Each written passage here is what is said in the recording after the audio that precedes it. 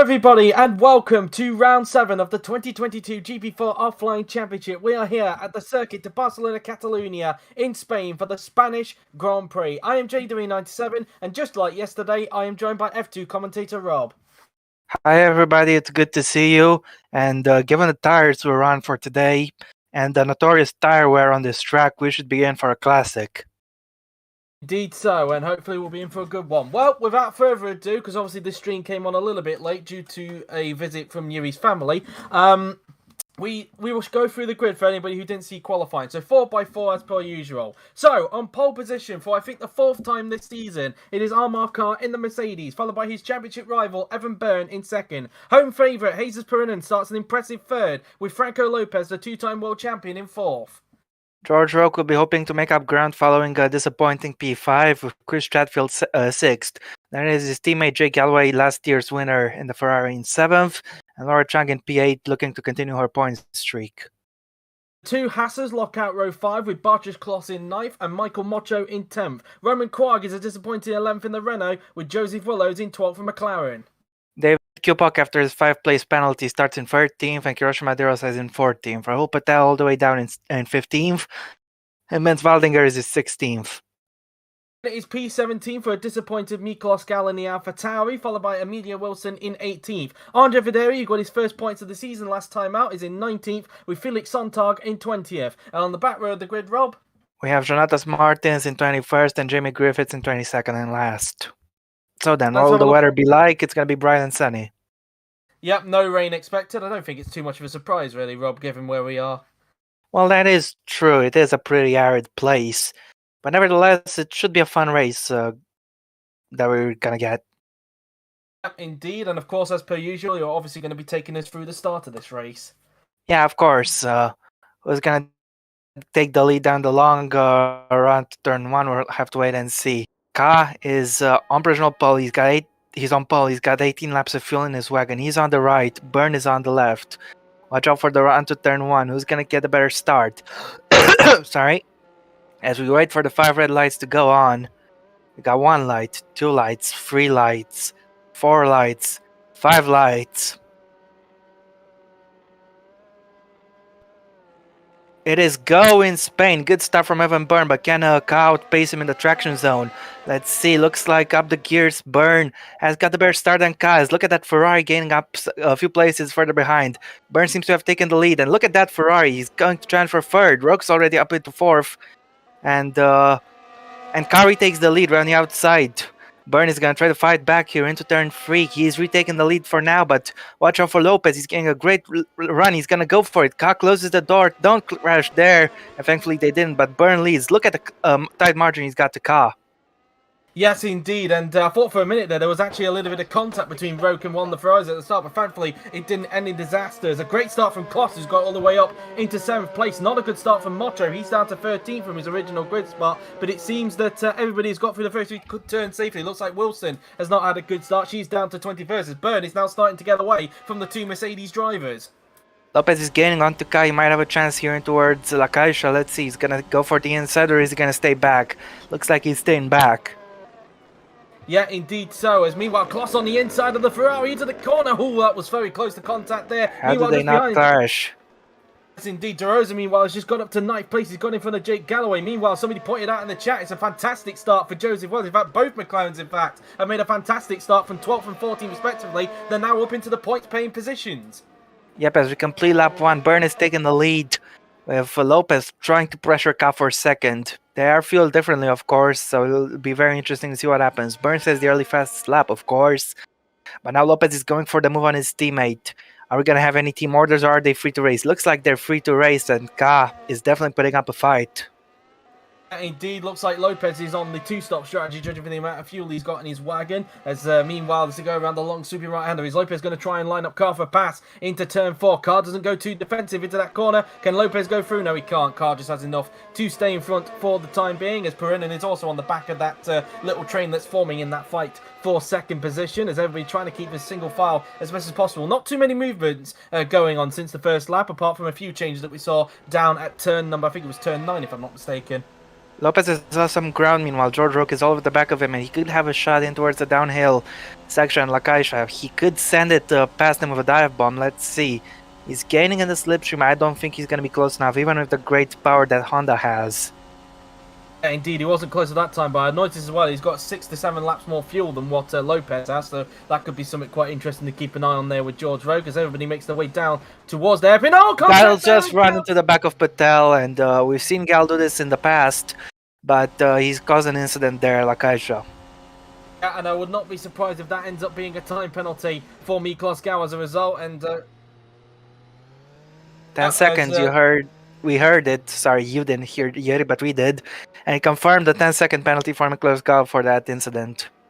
And no real hesitation. And also, Wilson's lost the rear wing as well. It looks like a similar incident has happened between Griffiths and Wilson as well. And, well, Griffiths just comes storming in. It wasn't like he left his braking late at all. He just came storming in for some odd reason. I wonder... Yeah, Wilson didn't do anything wrong there, so it's a 10-second penalty for Griffiths.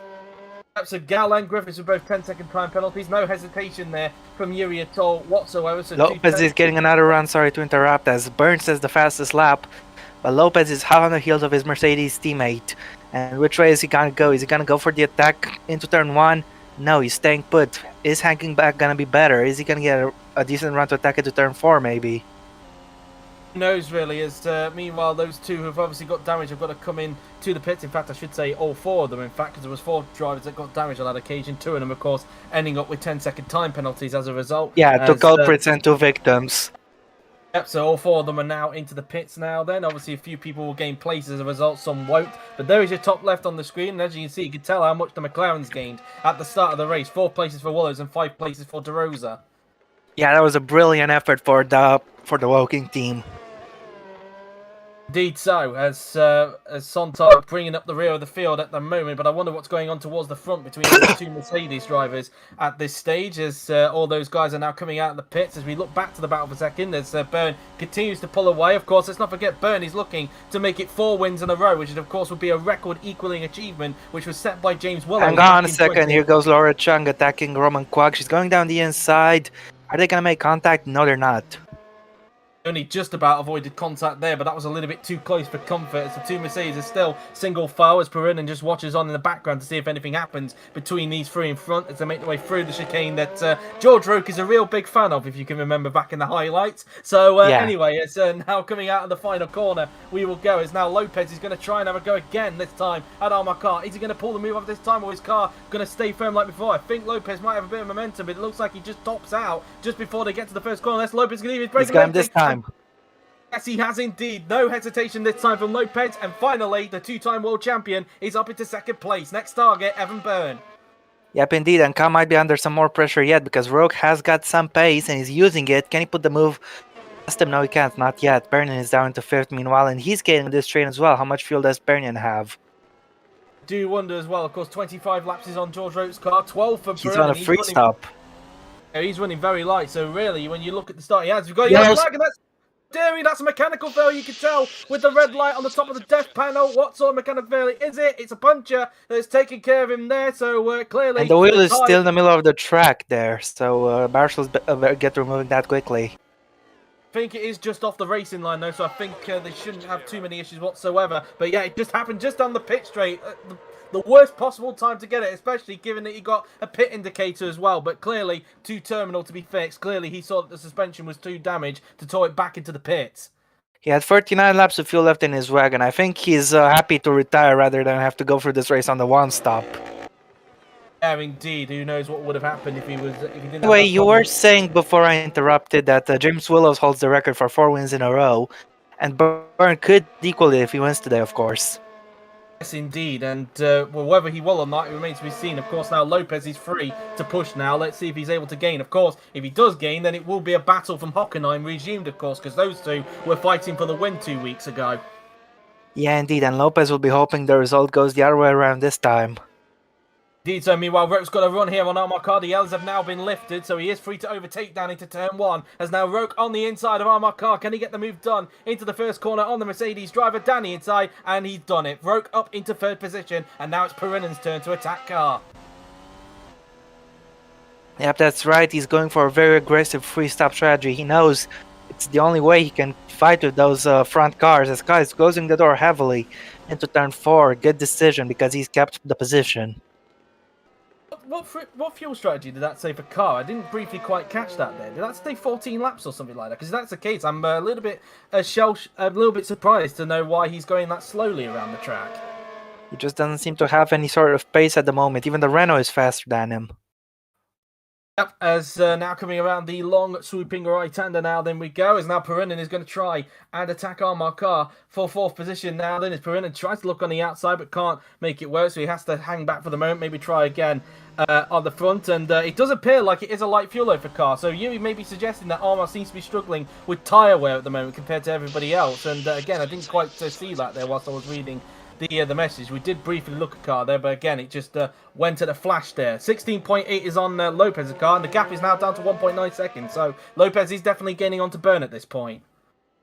Yep, that's right. He seems to have a pace advantage, and let's see if he can keep this going. Because, of course, it's not going to be the fastest driver who wins today. It's going to be the driver who can manage his tires the best. Indeed so, and so far, as Yuri alluded to, it does look like that car is definitely struggling when it comes to tyre wear at the moment, so that's definitely something to keep an eye on when he makes a pit stop. And just look back on the stream, car actually has a similar fuel load to Perinen, so yeah, he's going to need to go defensive here, otherwise he's going to lose the place. At this point, he keeps hold of the place at the moment, but yeah, I think that just kind of confirmed Yuri's theory. He's struggling with tyre wears. Meanwhile, Galloway gets it all wrong, and he spun it. Whoa, he nearly spun it, but he pretty much did a similar thing to what we saw somebody do in practice yesterday. Galloway just about saving it there. Yeah, indeed, but he won't be happy with that mistake. It's a fast corner, but he's taken it a little too fast, lost the car, and then completely lost the rear when he went off track. So lucky he didn't rejoin right into the path of that Haas, because that could have ended in tears and penalties. Yeah, indeed. Although, given that he lost control, you could easily forgive him that maybe he just didn't have control of the car at that point. If he did, either way, he's thrown away a big chunk of places. He's down to 14th. Was holding on to the final points place, but now that's all gone down the toilet, and he will have to regroup and try again if he wants to gain those places back. As we run on board with George Roque, who does seem to be keeping in touch with Franco Lopez. The gap 1.4 seconds at the moment between those two. So I wouldn't rule out Roque for a possibility of battling for the leaders. Meanwhile, Chung tries to get the final points place here off of Roman Quarg, but can't get it done and has to hang back for the moment. It seems that Quarg, I don't know what fuel load he's on, but if he's on a light fuel, he's on 2-stop. He's not. So he's on a similar strategy to what Franco Lopez is and what George Roque is on as well. So a little bit interesting there why he's currently struggling at the moment. But I think it's... We have Pernian in the meantime. He is gaining onto Armar Car, but doesn't appear to be close enough. Yeah, yeah, Chung's on a light fuel load, so that could explain why Quarg is struggling to keep Chung back for the moment. But really, for Chung, given that she made a poor start to the race, it's not really ideal with her strategy that she's down in 11th place at the moment. Well, that is true. I'll give you that. Meanwhile, Lopez continues to cut the gap. He's gained another 10th. Is down to 1.4. But him and Evan Byrne are on different strategies. Lopez is fuel lighter. Even if he doesn't pass him on track this stint, he will get the undercut. Indeed, the gap 1.4 seconds meanwhile between the top two of Byrne and Lopez, so Lopez continuing to shrink that gap between himself and championship leader Evan Byrne at the moment, and also 1.4 the gap between Lopez and Rogue, so it's the same gap in both directions at the moment, as meanwhile Jesus Perinen now then he's trying to have a go at Car again, but I think once again he's just a little bit too far back to challenge. He's going for it here though.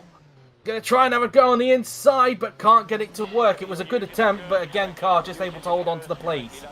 Yeah, he's compromised his line for Sector 3 as a result of that, so I don't think he'll be close enough to attack on the main straight. Yeah, indeed. Meanwhile, the gap between Chatfield and Kloss down a little bit further down the field is 9/10 of a second, so it's under a second between those two, as it looked like De Rosa there just had a bit of a moment going around that long swooping right-hander, but so far keeping himself honest in 9th place and still keeping the gap honest between himself and teammate Willows in their little scrap for 8th place. Of course, let's not forget McLaren have had a pretty torrid start to the season. They've lost a hell of a lot of points thanks to mechanical failures, and they'll be looking to readdress that here at Spain. Yeah, definitely. Oh, is that a mechanical failure? In fact, I just saw that somebody's got a mechanical failure. It's Macho, but I think I'd seen that somebody else had a mechanical failure further at the front. Who else? See another, well, in fact, it doesn't say, but I thought I saw another red icon that was in front. But Macho has an issue regardless, though, and, well, that's a disaster for him.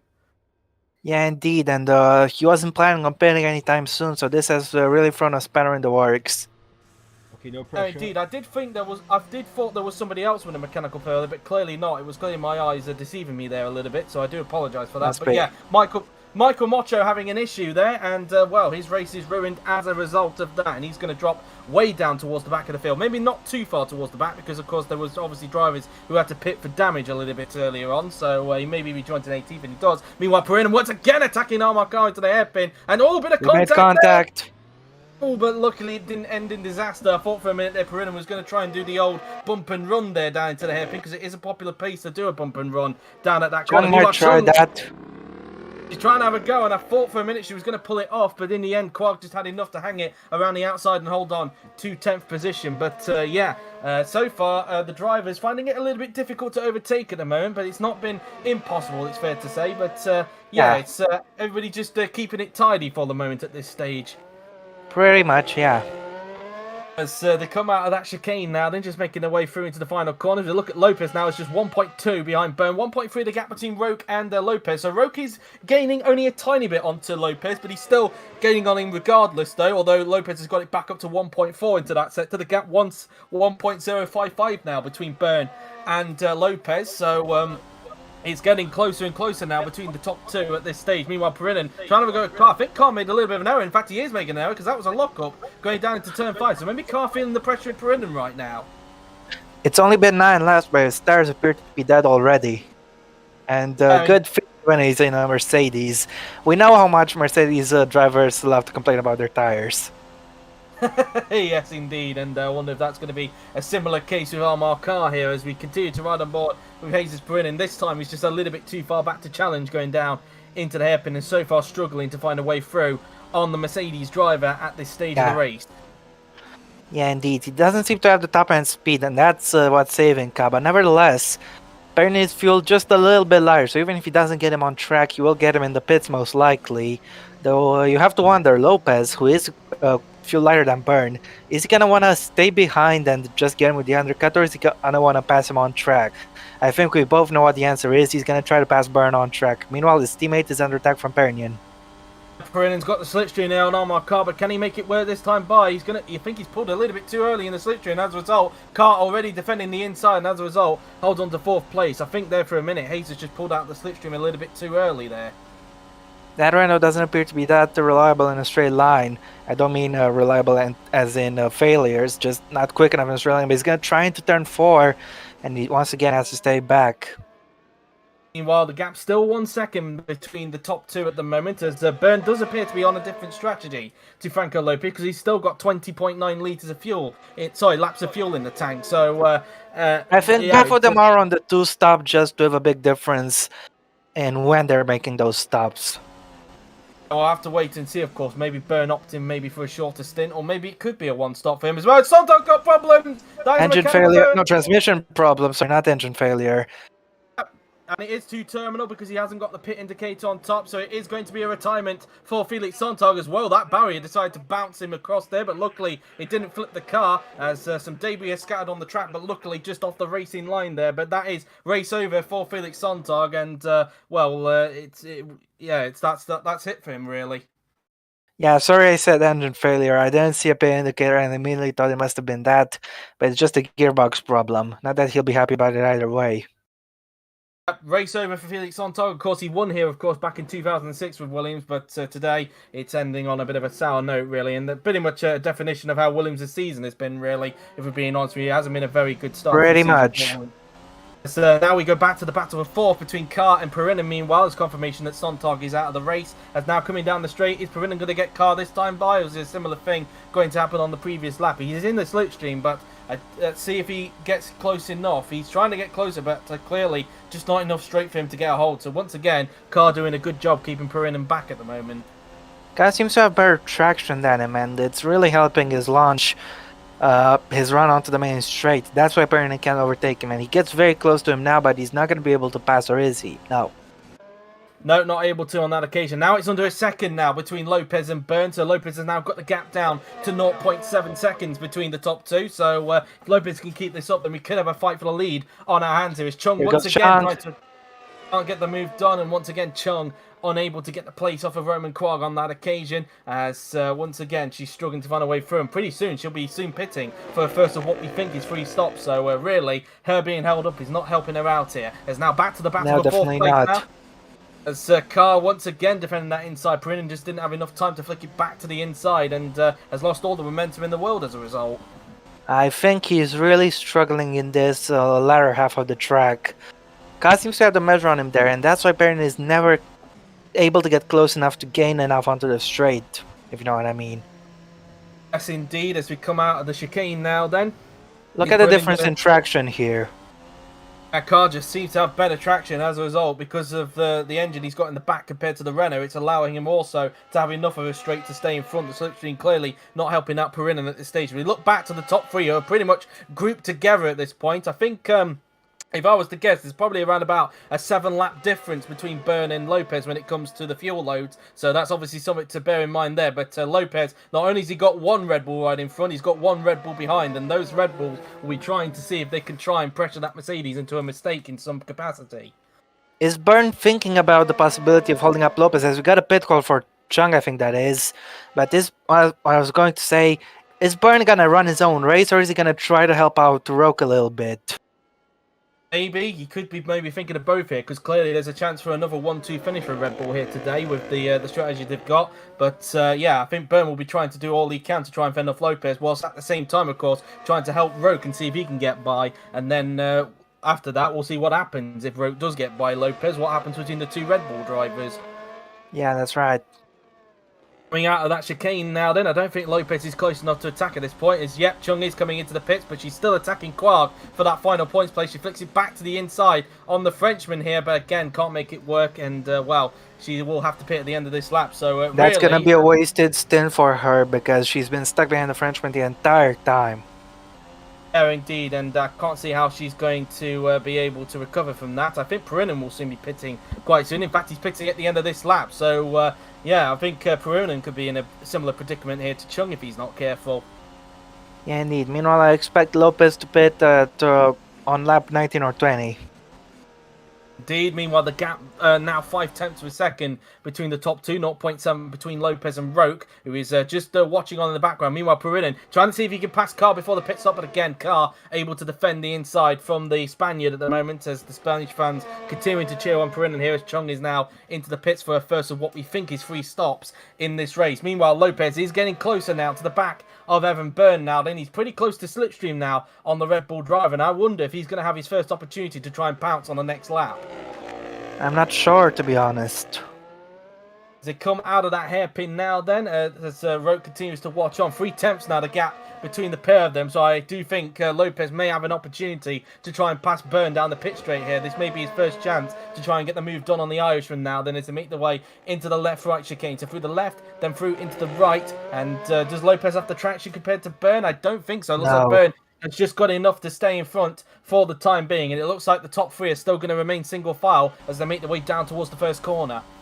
Yeah, indeed. Roke is trying his best to keep up, but he's still a little too far back to think about making the move himself.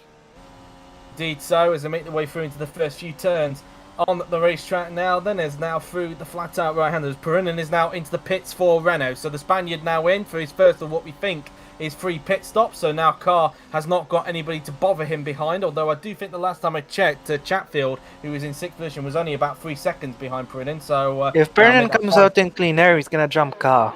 That's what's gonna be important. So we need to keep an eye on where he emerges. Well, of course, I don't think Carr is pitting for quite a while, so that's also something to bear in mind. No, he's pitting in 3 laps or so, I think.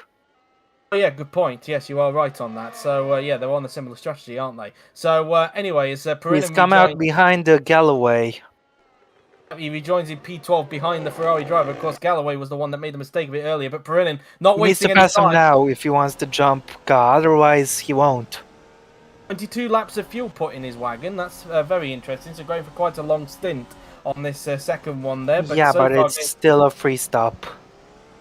Indeed, as Lopez now still 3/10 behind Bernard. It looks like Perinin is going to try and go for the move down into turn 6. He's not wasting any time, and that's P11 for the Spaniard. Good move, even with the tire difference. But nevertheless, he had to make that move because Every single tenth of a second he lost stuck behind that Ferrari could have been costly in his battle with Khan. Now he's got clean air and he's free to push.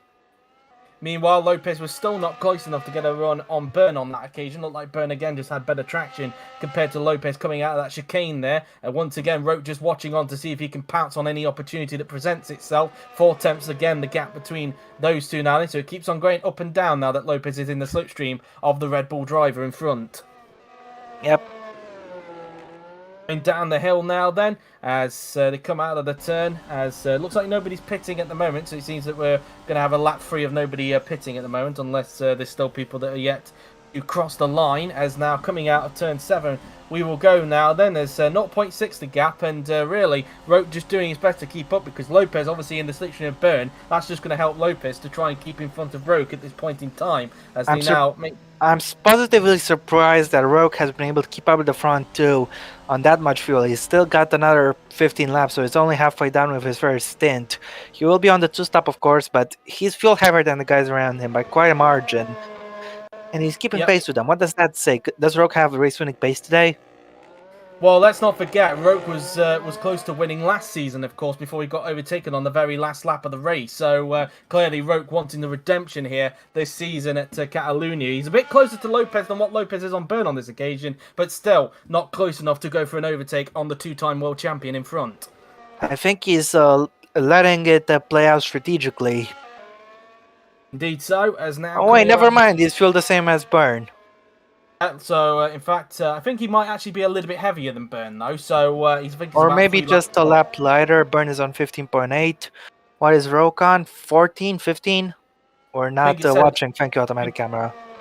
I think it was 18, it said, for something like him, or 17. But either way, it's a similar strategy for the two Red Bull drivers. Meanwhile, Chung is coming up to the back of this lot. Of course, one of them being Michael Mocho, who, of course, had to pit earlier on thanks to a mechanical failure he had in his car. But it looks like Mocho is not wasting any time on Johannes Martins in front, as he's now going to get a run on the Aston Martin driver. But has he got enough grunt to get in front into the first corner? Because we know that... Let's see now then, there's the Haas driver on the inside. I think he might be able to get the move done. Down the inside he goes, and he does so. So Mocho up into 14th, and I wonder how... That was one of the easier moves he'll make. I wonder how long it's going to take Chung, though, to try and get by on the Aston Martin here. She is on fresher tyres, of course, let's not forget. A little bit like Mocho, but Chung has more fresher tyres than what Mocho has, and not able to get Martins that time by. Look like Martins... Brennan is up into 10th meanwhile.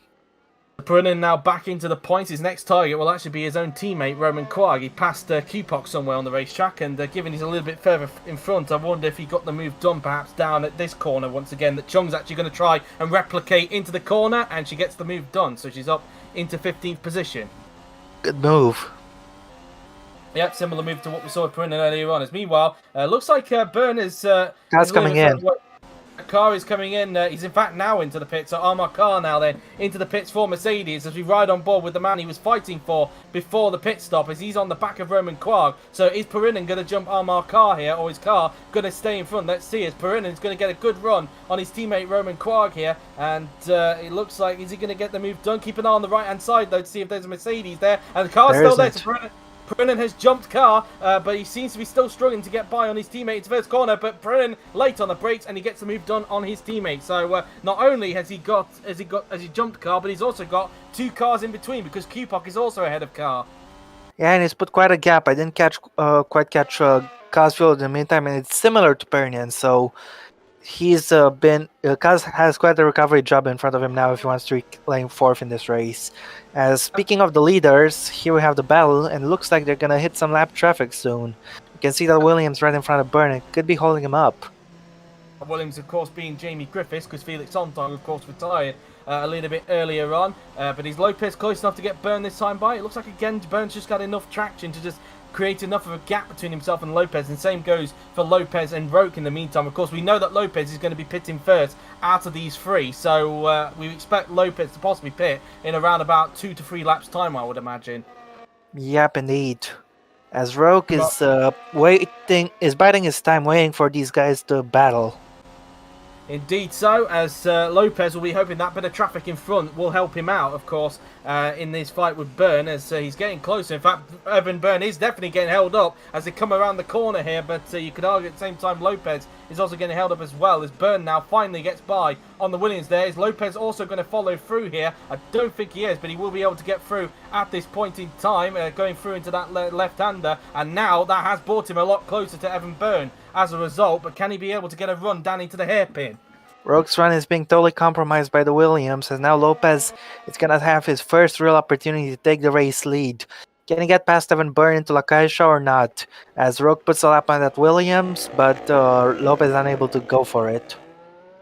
Rogue puts a lap on the Williams, although he did it around the outside at that point, but now he's got to catch back up to the top two as a result. He did lose quite a bit of time as a result to the leaders, thanks to the bit of traffic from that Williams there. But is Lopez going to try and get better traction coming out of the chicane this time by? Through the left, then through into the right. You definitely don't want to be hitting the sausage curbs there, as my Discord decided to lag on me there a little bit, so apologies on that. So anyway, Mocho attacking Galloway.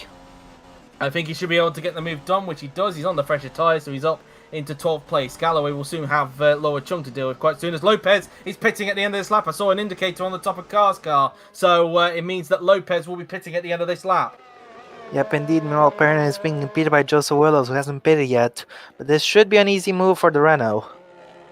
Indeed, Perrin's already passed the Rozo unseen by the cameras, so given he's already passed one McLaren, you'd imagine he'd get by the other McLaren pretty easily now. Then as Perrin now goes onto the inside of Joseph Willows now, then as it goes side by side down towards turn one now, then we go. Although it looks like the BMW Power may be doing enough, but I wonder if Perrin's going to break that a little bit later, which he will do, and Perrin gets up into 6th place. Just like he did to Quag, the exact same move. Meanwhile, Lopez is coming in very shortly. Indeed, so it will mean that it will be a Red Bull 1-2 once he goes into the pit. So it will be quite interesting to see what happens then once Roque is now released from the Mercedes, of course. It will be interesting to see if he's able to still keep up with Evan Byrne in this race. I think he should be able to. Both the Red Bulls are on almost identical fuel loads, and Roque's pace hasn't been too bad so far. So it's all about tire management for these two, because Lopez is going to jump them bigly. So they need to be wary not to fight each other too much and compromise the rest of the race.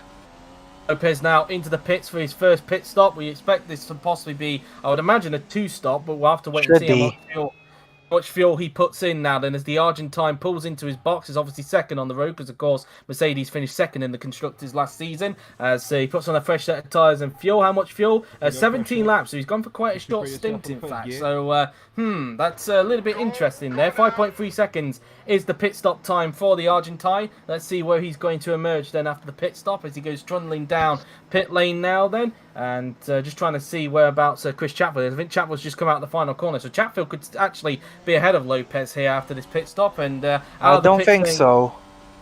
Well, you say that, but here comes Chatfield now. They're going to go side by side. Okay, that was close. Chatfield's through. Meanwhile, in the background, you can see Perrin is now attacking. That is Barcher's Closs on the inside, and Easy does it, and he's through into P5. So Lopez has still come out in front of Perrin, meanwhile, as Lopez is not. But he's fuel lighter than Perrin, so he must be on a free stop as well. This is quite an aggressive strategy, as he tries to make a move on Chatfield, but the Brit closes the door. Indeed, and Chatfield not giving way that easily at this stage of the race, as meanwhile Carr is now on the back of De Rosa, and he's now trying to attack the McLaren drive as best as possible. As now Lopez is going to try and go for the move down into turn 6 now, then down the inside he goes, and that's an easy move. Does it. Lopez up into 3rd position, and now Perrin will now go and charge onto the back of Chatfield as a result. Looks like Carr's going to do the same here on De Rosa, meanwhile. Sorry, that's Willows, in fact, and he gets the move done into P7, so it's actually the other McLaren he's got by. So unseen by the cameras, he'd already disposed of De Rosa somewhere on the track. Yep, that's right. So he's now up into P7. Meanwhile, Roke's definitely keeping up with Byrne. In fact, he's 0.5 of a second. Is there any team orders at Red Bull here, I wonder? No, probably not. As now Perrin is now trying to attack Chatfield here. He should be able to get him pretty easily, perhaps down the pit straight, but we shall wait and see as they now make their way out of the chicane now then, as Perrin comes around the final corner, gets into the slipstream now then of the Ferrari driver in front. He's going to go to the inside line of Chris Chatfield. This should be an easy move for Perrin, even if he doesn't get him in terms of straight line speed, he should be able to get him in terms of late braking, of course, due to the fresher tyres he's on. Danny inside, and that's the move done. So Perrin now up into 4th position, and I wonder if he's got enough pace perhaps to catch up to Lopez. I highly doubt it, but let's see. As in fact, hang on a minute, he's making a little bit of an error, going through to the 4th corner. Oh, he's lost the back end there, and as a result, it's handed Chatfield back P4 as a result of that. And, well, Perinin going to have to do all that hard work again there. Clearly pushing a little bit too hard. Yeah, indeed. As now he's going to quickly do it. Roke takes the lead! Roke has taken the lead of the race! And something happened to Burn. It's down the inside goes Perrin, he's got to be done, but Roke has taken the lead of the race, and he looks like he's done it. No, there was a bump and run there, so, oh, dearie me, that's going to be a little bit of tension in the Red Bull camp. Yeah, indeed. They were free to race, but not like this. Come on, man. Luckily, it was only a bump and run and nothing serious, but as a result, Roke is now in the lead of the race, and, wow. Roke very lucky. He's getting away with that one. Yeah, indeed. Perrin up into 4th place while all that was going on, and, well, we're going to take a look at a replay, in fact, of this mistake he made. Yeah, indeed. He just carried too much speed and found himself off track, then completely lost it on the AstroTurf, and lost a position as well. Though he did retake it back very shortly afterwards. Yeah, in fact, as he'll now start to pull away, providing he doesn't make another mistake. Meanwhile, Carr now, also on his fresher tyres, is now all over the back of Barci's Kloss's Haas now. Then, is he going to try and get the move done into the hairpin now? Then, he's going to try and have a go. Is he going to go later on the brakes compared to the Haas driver? Oh, he's going to go straight into him, and he's taking damage. Oh, that was a little bit clumsy there from Armar Carr, I must say there. And, well, that's cost him big time as a result. He's caused his own incident there, I'm afraid. Yep, indeed. He didn't need to do this. He was on the fresher tyres. He could have easily have waited for the pit straight, but clearly impatience got in the way there of Armar Carr, and he's going to have to make another pit stop. I wonder if he might actually change his strategy as a result of this. Yeah, indeed. Well, that's that. As Lopez, meanwhile, sets the fastest lap of the race, a 1 minute 20.043. So he currently holds on to the bonus point for the fastest lap of the race. But his teammate Carr is going to have to come into the pits to change that front wing. And, well, he's really got, as you mentioned, Rob, he's only got himself to blame for that. Yeah, indeed. Meanwhile, his teammate is flying out on the racetrack. What is the gap like to Burn? It's 13.5 seconds. I think his aim will be to try to catch him before the pit stop. Indeed, as now they have Wilson. Wilson's all over the back of Joantis Martins, meanwhile, as they're fighting for what is only P17 on the road, so effectively near the back of the field, as Kupok and Kloss have just finished their pit stops. They came in at the same time as when, well, that proves it even more really for Carr. Kloss was pitting at the end of this lap, so why did he even need to rush an overtake there when Kloss was pitting? Yeah, it's quite silly. Armar Carr has cost himself dearly with that. Yep, indeed, but he will have fresher tyres, so I wonder if I'm not sure, though, he has the pace to actually fight with these guys, to be frank. Meanwhile, Quag is fending off from Chung once again. Of course, these two were fighting before the pit stops, and battle has been resumed, because I don't think Quag is actually pitted yet. He's going quite long, but now he's got Chung, who's on fresher tyres, trying to attack him for P8 now then, as they've also got, that's Michael Mocho, who's made a recovery, who's currently in the points, as Chung unable to find a way through on Quag that time by. They're going to remain single file coming out the hairpin now then, as a car... Does this remind you of something? I actually don't, to be honest with you. It was you. Quag who she was stuck behind in the first stint as well.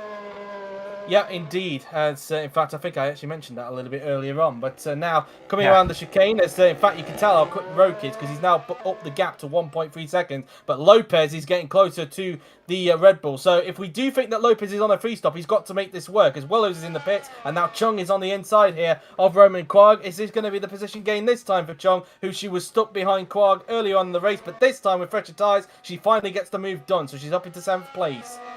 Yep, that's right. The next target for her is... I'm not sure, to be honest. Well, we'll find that out a little bit later on. So now, Mocho now trying to look on the inside of Roman Quag here, who's clearly suffering on his strategy at the moment, and Mocho not able to get the place. Speaking of Lamborghinis, Patelli's now into the pits, but it hasn't been the best of races for him so far. 8 seconds Lopez now, is the gap. just 8 seconds behind, my goodness. He's gained 5 seconds since we last checked. He's definitely got the pace. Indeed so, as they come down towards the corners. Meanwhile, Mocho tried to have a go at Quag, although he did leave it a little bit late to try and attack the Frenchman there. So I would have tried to have gone for that move a little bit earlier if I was Michael there, but clearly not on that occasion. Is now coming around the medium speed right-hander. Is Mocho now going to get the move done here on Roman Quag? He's going to the outside. He's going to try and fake it to the inside. Nope, looks like Quag. He just had too much of a car alongside Quag there to try and pull that off. So now we're looking at Evan Byrne now then in the Red Bull, as it's now 1.5 seconds between the two Red Bull drivers. Yep, that's right, and Roke is slowly but surely pulling away from his teammate. Now, the difference in pace between the two of them isn't that great, as Lopez gained another 1.5 seconds onto Byrne. Meanwhile, Chatfield into the pits for Ferrari. Meanwhile, Mocho is once again going to try and line up Quark for a move, this time down into the first corner. De Rosa is also into the pits for McLaren, as now Mocho on the inside of Roman Quark's Renault. Now then, is he going to pull the move off on the Frenchman this time by? These two used to be teammates, of course, back at Lotus in 2010 and 2011, but clearly no love lost here. Mocho on the inside, and that's a position gain. So quickly, already a very good recovery so far for Michael Mocho, considering the mechanical failure he had earlier on in the race. Yeah, that's right. Meanwhile, Lopez is just 4 seconds behind Byrne. I would love to see how much faster he is per lap.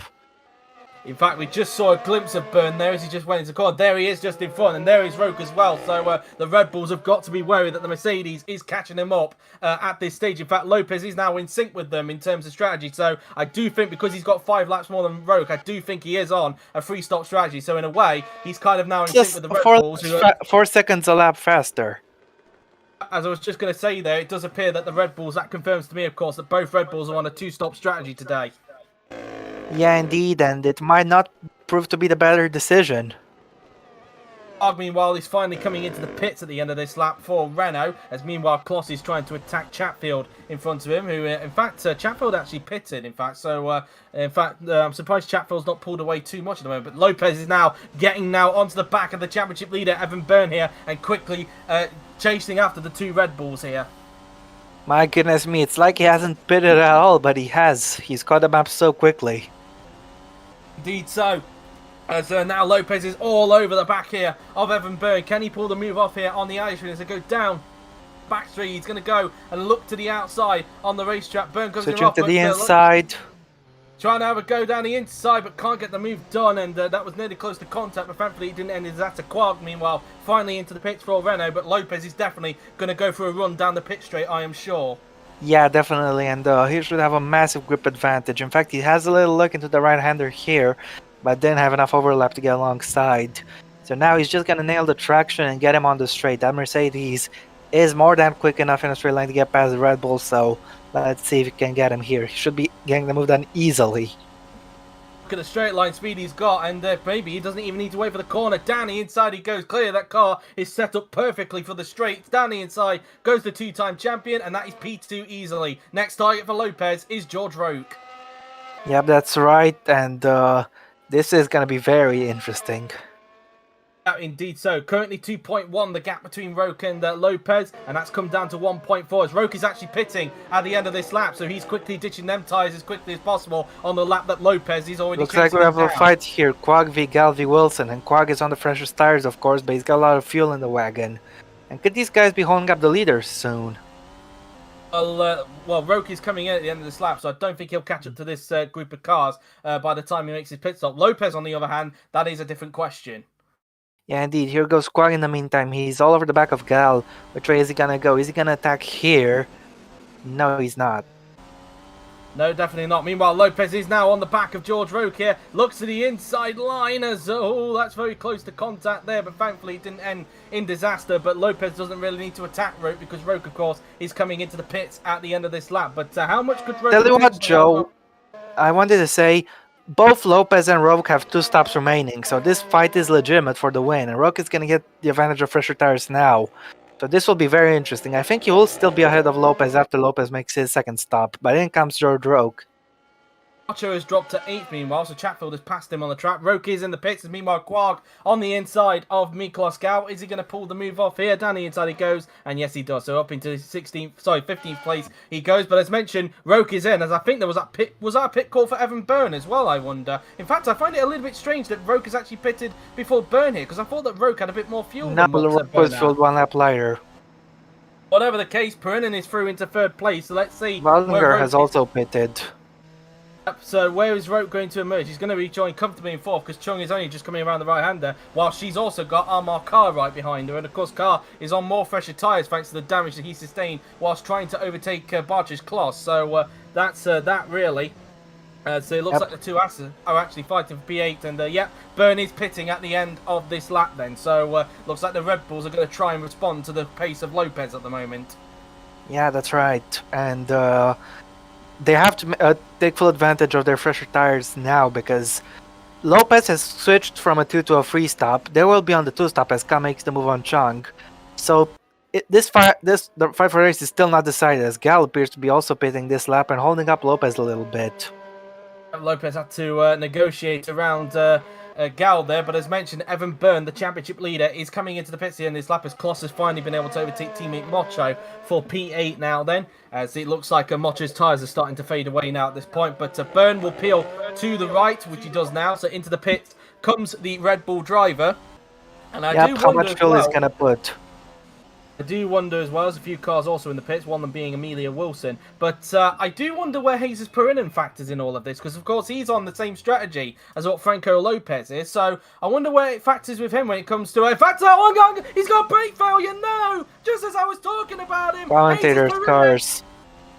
Well, unfortunately, it was there, as I was talking about the fact that he might be fighting for a podium here today, but clearly not now. It's a brake issue for Jesus Perinen, and oh, what a shame for the Spaniard. The Spanish fans are not going to be happy with this one. Let's see how much time it's going to cost him, because if he switches to still be on a free stop, it shouldn't cost him too much time at all. Yeah, it's still on the free stop, so the time loss won't be that great, so he can still fight for P4, I think. Indeed, he finishes off his impromptu stop, 23 laps of fuel, so still continuing with the free stop route, it seems, as Roke rejoins still in front, well, in fact, Byrne rejoins still behind George Roke, but he will have one lap fresher tyre, so how much difference will that be compared to Roke? We shall wait and see. Probably not massive. The real difference should be in their fuel loads. Roke has 27 laps, Byrne I think has 21 laps or so. So expect Rogue to have an advantage in the last stint. Brennan, importantly though, did come out still in front of Armar Carr despite that brake issue. So he's very lucky in that regard as Chatfield is past Chung somewhere unseen by the cameras. But anyway, 22 seconds was the gap between Roke and Lopez. 22.3 it is after the sector. So that's definitely one to keep an eye on now that the Red Bulls have got fresher tyres compared to Lopez at the moment. Yeah, this is going to be a very, very interesting fight, and Rogue needs to use his pace right now because he's on a heavy fuel load. He's going to be pitting 6 laps later than his teammate Byrne. He's going to have 6 laps fresh tires, and now he's got a 7-second gap, so this stint will be crucial for George Rogue, not just against Lopez, but against Byrne as well. He's trying to have a go there at Mocho as he's trying to pass in for 9th place, but thought better of it, had to back out as a result, but maybe he could try and go for a run down into the hairpin now then, as they now look to the outside. Goes Willows now then, is he going to try and flick it back to the inside? He is thinking about it, trying to go later on the brakes if he can down into the hairpin now then, and not able to pull the move off. Mocho just able to stay in front for the moment, but I think Willows will try and get a run him down the pit straight. Still 7 seconds, the gap between Rogue and Byrne, so it has stayed the same. So that confirms to me that both of them are lapping the same sort of pace as each other at this stage. Yeah, but don't forget, Byrne is fueled 6 laps lighter, as Quagga is going for the move on Jake Galloway here, and they've made contact. Luckily, it didn't end in disaster, though, but yeah, it came right in front of Lopez there. In fact, Galloway in front of Quag there is actually pitting at the end of this lap. But yeah, Lopez is going to get held up a little bit here by these two as a result, especially with Galloway coming in just in front as well. So this is not exactly helping Lopez when he's got 2 Red Bulls trying to chase him down. He's gone past him in the chicane. Well, Quag I think just happily got out of the way there, I think knowing that Galloway was coming in. But again, that will really help out the Red Bulls, that's for sure. Absolutely, as now Griffiths makes a move to try to unlap himself from the Haas. I think he's on fresher tyres, so that would explain why he's trying to unlap himself at the expense of that is Michael Mocho. That is in front of him. But yeah, it looks like the Williams is, unless something happens during this race, he's probably not going to score any points again here in Spain, as I think he's going to actually successfully unlap himself here, or maybe not. Looks like Mocho is not going to let him go that easily, so Mocho says looks no to me to like that. he's just cost the Mocho a bunch of time. And all that's going to do is allow, I think, De Rosa to catch up because Willows did pass him, in fact, on scene by the cameras as Griffiths tries again to unlap himself, but it doesn't work out and once again has to back out as a result. And all this is doing, as mentioned, is allowing De Rosa to catch up as Byrne is now trying to lap traffic around him. So he's going to have to deal with that. Roke is, in fact, 6.3 seconds now the gap between Roke and Byrne. I wonder if Roke had to deal with some traffic or not, or whether that's just genuine pace from Byrne. I'm not sure. Yeah, indeed. Kloss now on the inside of Lower Chung, meanwhile, as they're fighting for 7th place, and that's an easy move for him. So he's up into P7 past the Lamborghini driver. So P7 going the way to Barch's Kloss. Griffiths trying again to unlap himself, and all this is doing, as mentioned, is allowing Kirishima De Rosa to close up. Yes, indeed. Griffiths is now unlapped himself, and now it's De Rosa's turn to attack Mocho, who's on very old tyres at this point. Yep, that's right. And this should be an easy move for De Rosa. I'm not so sure if he can pull it off into turn 4, or if he's going to have to be a little more patient. He's going to have to be a little more patient after all. Yep, as now they're coming around the right hand. 19.1 seconds, meanwhile, the gap between Lopez and Roke. So Roke is definitely gaining onto Lopez at this stage of the race. And I'll also be keeping an eye on that gap between Roke and Byrne. 6.7 currently, the gap between the pair. But now De Rosa tries to have a go at Mocho, but Mocho already closing the door, going down towards that left-hander, which I do believe is not classed as a corner around here on the racetrack. As we look now at Martins and Valdinger fighting, they've also got Galloway, who obviously pitted a little bit earlier on, who's also chasing them down as well. We look at Carr, meanwhile, the gap between him and Perrin, 4.6 seconds. Meanwhile, as Guy was gaining onto him, but now Perrin has pulled away a little. at 5.3 seconds, the gap, 4.1 the gap between Carr and Chatfield, although I don't think Carr's going to worry too much about Chatfield because I think he's got fresher tyres compared to the Ferrari driver. As here Rosa's up in the 10th. Yep, he's gone up into the points, so he's finally got through on Michael Mocho there. So Mocho has now slipped out of the points as a result. 18.1 seconds of the gap, but I do think that Lopez will be pitting in about a couple of laps' time. So I don't think Roke will even have a chance to close up on the Mercedes driver here as well. That was close for comfort there between Valdinger and Martins there. Yeah, definitely. And this is not helping Evan Byrne. He's catching up to all these guys. Yeah, as he's trying to lap these guys as best as possible, as quick as possible, in fact, as he now puts a lap there on Jake Galloway, and now he'll try and lap Bence Valdinger as quickly as possible as to come out of that chicane, and Valdinger getting out of the way. That could present an opportunity for Galloway to get by as a result. He's in the slipstream of the Alfa Romeo driver, I should say, not the Sauber driver. I don't know what I'm talking about there. Well, they are the affiliate of Alfa Romeo, obviously, but they are obviously known as Alfa Romeo. But anyway, as now they come down towards the first corner there, as now coming around turn 2 and turn 3 now, then we will soon be approaching. As Byrne is now having trouble trying to lap Martins in front there. Martins backing off too much because now that's going to allow these three to try and find a way through, but Valdinger unable to get the move successfully done. 17.4 seconds now the gap between Lopez and Roke meanwhile. Looks like another car is going to join this fight. Wilson is gaining onto these guys, so is Gal. So this could be a 5-car train. Indeed, as now they come down towards turn 6 and 7 now then, as this is only really for 15th place, so this is going to get very busy in this little scrap that's going on as they now make their way through the right-hander, as I don't think Valdinger is actually close enough to get the move done on Martins, but Wilson could be here on Galloway as they go down the corner. As, oh, that's a little bit brave. As, oh, that might end in disaster. That was a little bit stupid. That was a disaster there, although Martins did lock up going into the hairpin there, and well, who knows really, had that lock-up not happened, would Wilson have avoided that? I'm not sure, but either way, it's taken both Wilson and Martins out of the race. This was one hell of a dive bomb, and it's not gone well for Wilson, I'm afraid. She was very brave. Yeah, fair enough. Confirmation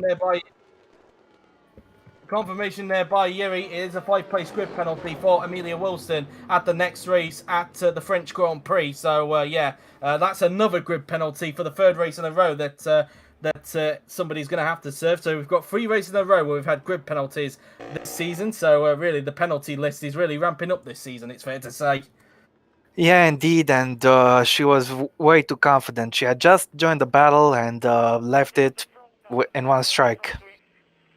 Indeed, 16.5 seconds now, the gap between the top two. As in fact, one of the Mercedes has got a red pit icon, and I wonder if that's because Lopez is pitting at the end of this lap, and I think it is, because it was Carr's car that had the red. And yep, Lopez is pitting at the end of this lap, whereas the gap between him and Roke is currently 16.3 seconds. So, yeah, as expected, Roke was not going to be able to catch up to Lopez by the time he made his second of 3 stops today. Yeah, indeed.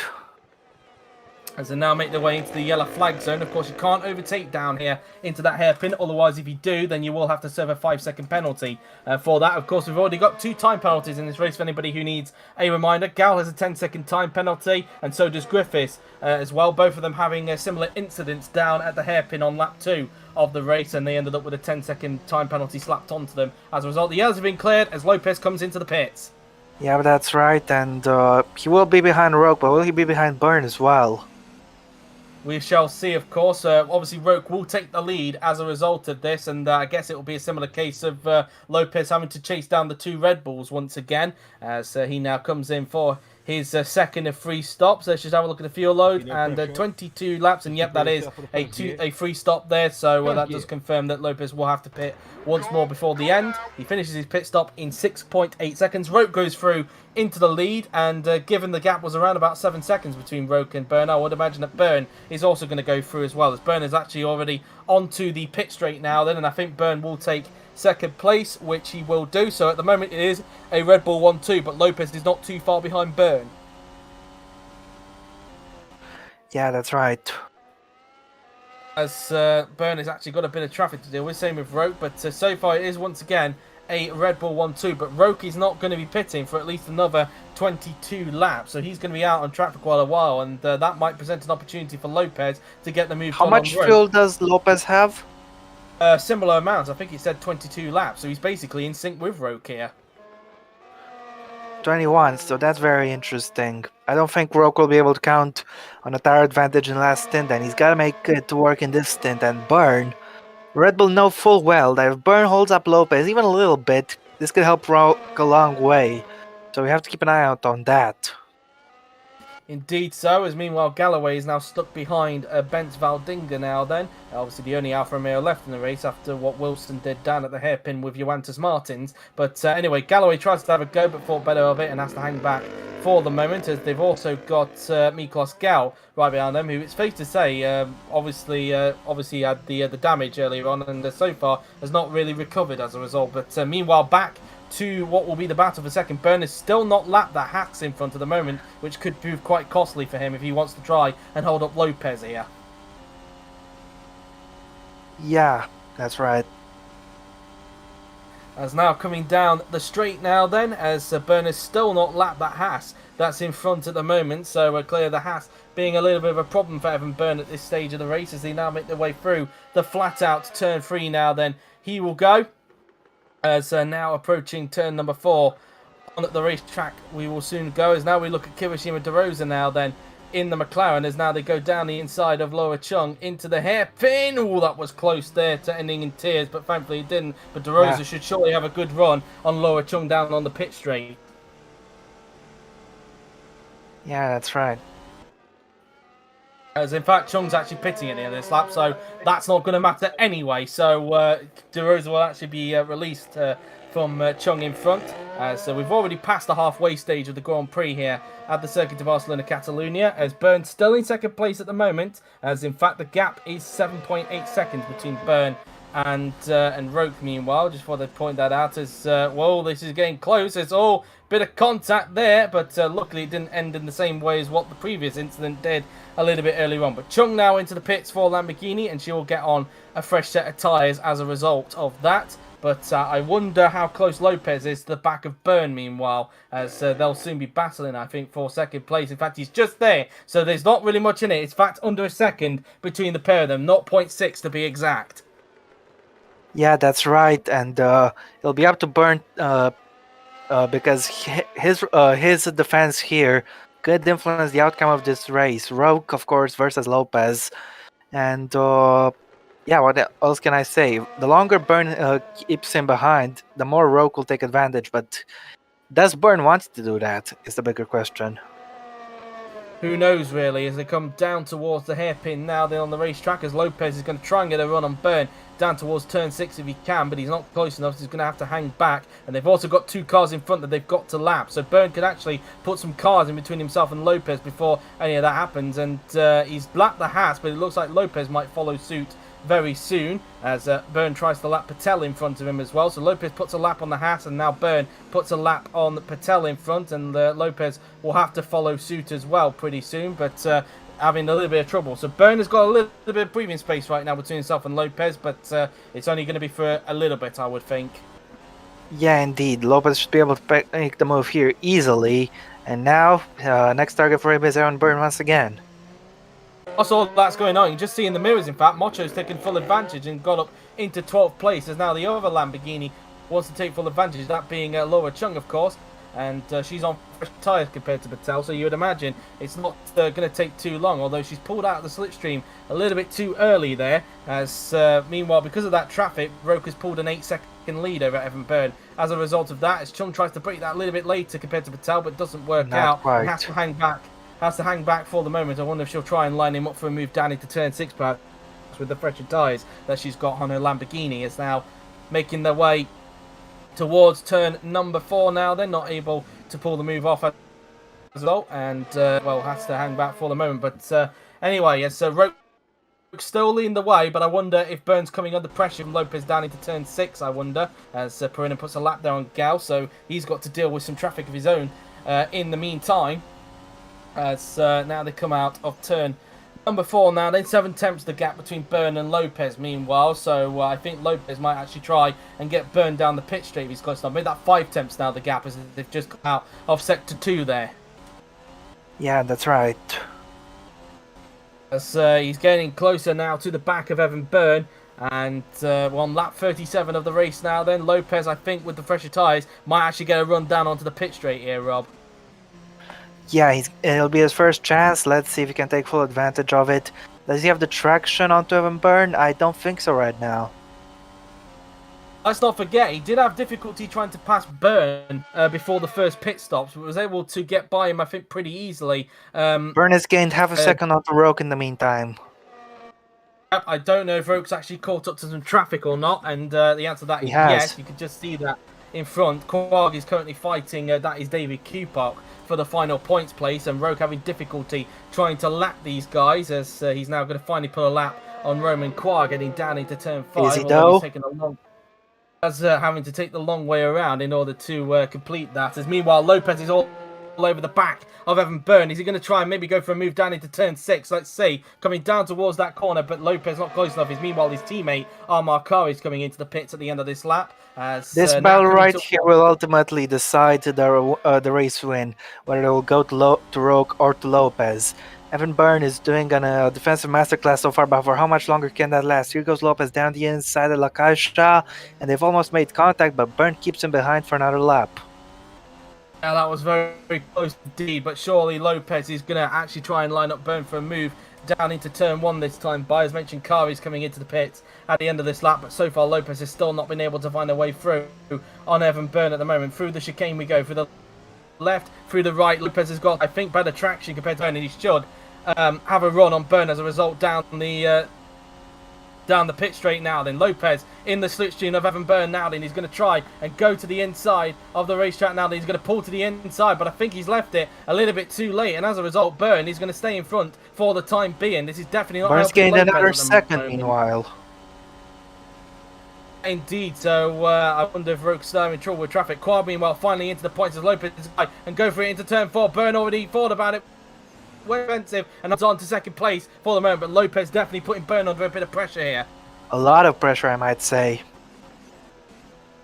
Heading down towards turn 5 now, then we go on the track as they come out turn, as Lopez not close enough to get a hold of Byrne on this occasion, as they now make their way towards turn 6 and 7 on the racetrack. Gal meanwhile has passed Valdinger somewhere on the racetrack, so he's finally got that move done. Car now in the pits for Mercedes, but we're looking at the other Mercedes in the meantime, who's trying to put Byrne under a bit of pressure here as they come down towards that hairpin now. Then Lopez looks to the inside line. Can he pull the move off? No, he can't, because Byrne already closing the door going into that corner.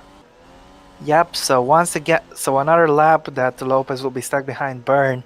And this is helping George Roke because Byrne isn't a contender for the win today, I'm afraid. But Roke is, and his teammates' defense is keeping Lopez at bay. And it's going to be crucial that Roke remains in front of Lopez until Lopez pits. That's his win condition. Because if Lopez gets him on track this stint, then Roke won't be able to attack him in the final stint. So whoever is ahead after a pit, as Lopez finally makes the move, whoever is ahead after a pit stops will win this race. Lopez has a 6.5-second deficit to Roke, and he's got roughly about that. Oh, we got a spinner! We got a spinner for Quag. There's a big spin there for Roman Quagg, a very dramatic one indeed, and thankfully he didn't come into the path of Lopez and Byrne there, just as Lopez completed the overtake on Byrne, but yeah, a very scary moment there for both Lopez and Byrne there. Yeah, indeed. And how did this happen exactly for Quag? Was he struggling with tower, perhaps? He caught a snap of understeer mid-corner, then ended up on the AstroTurf, and once you get onto the AstroTurf, it's in the realm of the gods. Thankfully, his car didn't spear back across the track there and into the path of what was Franco Lopez, who had mentioned just completed the move there on Evan Byrne and will now try and give chase to George Roke in front. But Lopez having to take a little bit of avoiding action there, as you can see, having to go slightly to the right to avoid the Renault there, and looks like Byrne may have to. It's so fascinating how he lost his front wing there, Quag. Clearly, the bump clearly took that away from him, but either way, Quag has got to make an impromptu pit stop as a result of that, and it wouldn't surprise me if he fuels up to the end of the race after that. But yeah, looks like it's only going to be one Renault that's going to be fighting for points here today, and that is, of course, Jesus Perinen. Lopez is going to pit in about 10 or 11 laps time. Let's see if he can catch and pass Roke, because if Lopez pits right behind Roke, he will get the jump on him. But if Roke can hold on and preserve his advantage as best as he can, then Lopez will be at a disadvantage because Roke should have the pace on him in the final stint. There will only be one lap different tires. So it's all up to where Lopez can catch now. 5.6 seconds is the gap now between Roke and Lopez there as they come onto the straight, as Roke will start lap 41 of the Grand Prix, as everybody's trying to go around Roman Quagg, including his own teammate Jesus Perinen, who's having a little bit of difficulty trying to get by on his own teammate there. But, Nobody wants to be lapped by his teammate ever. Certainly not, because it doesn't really reflect well on you if that was the case. How much faster is Lopez per lap? Well, 4.9 was the previous gap. It's now down to 4.5 seconds. So Lopez took 4 tenths out of Roke at the end of the first sector there. So that's pretty much Lopez is probably winning this race. We shall see, of course, because anything could still happen. Meanwhile, Carr was trying to have a go at the Haas there of Barcic Kloss. Obviously, Carr just made his second pit stop, and it looks like he will be pitting once again in this race. So he's on a free teammate Lopez, but clearly he struggled today, and B, of course, had that clumsy error with, ironically, Barcic Kloss a little bit earlier on, where he was just a little bit too impatient to get by on the Haas drive. 3.8 seconds of the gap as Roke is once again negotiating with traffic. Yep, and this is not looking good for him right now. He could lose this win. Let's not forget as well, Roke is actually a little bit heavier than what Lopez is, so he'll be only one lap though. He won't have a major advantage. It's obviously something still to keep an eye on, though, in case anything does happen, of course, as Perinen puts a lap there on Patel, his former F2 teammate, of course, or GP2 teammate, I should say. As Carr has actually now got up into 6th place, as now it's Lopez's turn to deal with that traffic, and I've noticed how much traffic the pair of them are actually coming up towards. It's quite a lot that they've got to negotiate. The worst thing you want to catch is 2 back markers who are fighting each other. As now Laura Chung tries to make a move on David Kupok to 411th place, she's got him. And she still has one more step to make, of course. Indeed, and she's up into P11. Of course, she has scored points in the previous 6 races, so if she wants to make it 7 out of 7 this season, she's got to really work hard to try and achieve that, as Lopez now puts a lap on Kirishima DeRosa, and soon Evan Byrne will be doing the same. 2.7 seconds, the gap between the top 2, as Roke has actually just lapped the Williams there of Jamie Griffiths, so looks like Lopez has also got to do the same thing quite soon. In my honest opinion, this is Lopez's race to lose. Well, you never know, of course. Anything could still happen. As now coming out of that part of the track now, then 2 seconds the gap. So Lopez gained 7 tenths whilst Roke was negotiating Griffiths there. But soon he'll be coming up to the back of Joseph Willows' McLaren. Lopez now, it's now his turn to come up to the back of the Williams there, Jamie Griffiths. And he looks like he's going to try and pull it off into the chicane there, not wasting any time at all with the Williams driver. And now there is a clear path between himself and George Roke, unless Roke actually lapsed Willows before then, as again Quark seems to be struggling with that car even with fresher tyres, so clearly struggling with the balance of that Renault today. Yeah, it's not been his day at all. Definitely not, as I just took a sip there of my my drink. But anyway, as they now come down the straight now, they're heading towards the left-hander. 2.3 seconds is the gap, as Lopez was obviously busy negotiating around Griffiths, and now Roke is on the back of Willow, so he'll get another car in between himself and Lopez for a brief period of time. Won't be for long though, as now Patel is being overtaken by Gal. Gal, of course, still has that penalty though. Same with Jamie Griffiths as well, both of them having 10-second time penalties, but regardless, Gal gets by on Patel into the first corner there and up into what is P14 on the road, but obviously not officially due to his 10-second time penalty, as now it is Evan Byrne's turn to pull a lap on Jamie Griffiths, which he does so pretty easily there with no issues whatsoever, as they now make their way down towards the hairpin now. Then we will go on the racetrack, as Griffiths is also being given the blue flag for somebody else, I think. Who is that? That's actually a McLaren, I think, that's trying to lap Jamie Griffiths here. But anyway, it's now under a second between the top two. But it looks like Lopez has had to lap Willows first before getting hold of Roke. So Roke would actually pull a little bit of a gap, I would think, because the pair of them were lapping Joseph Willows there. And it's gone up to 1.3. But now they've got a clear track in front, and Lopez can push pedal to the metal to get a hold of Roke in front. If Roke wants to win this race, he's gonna need to hold up Lopez until the pit stops.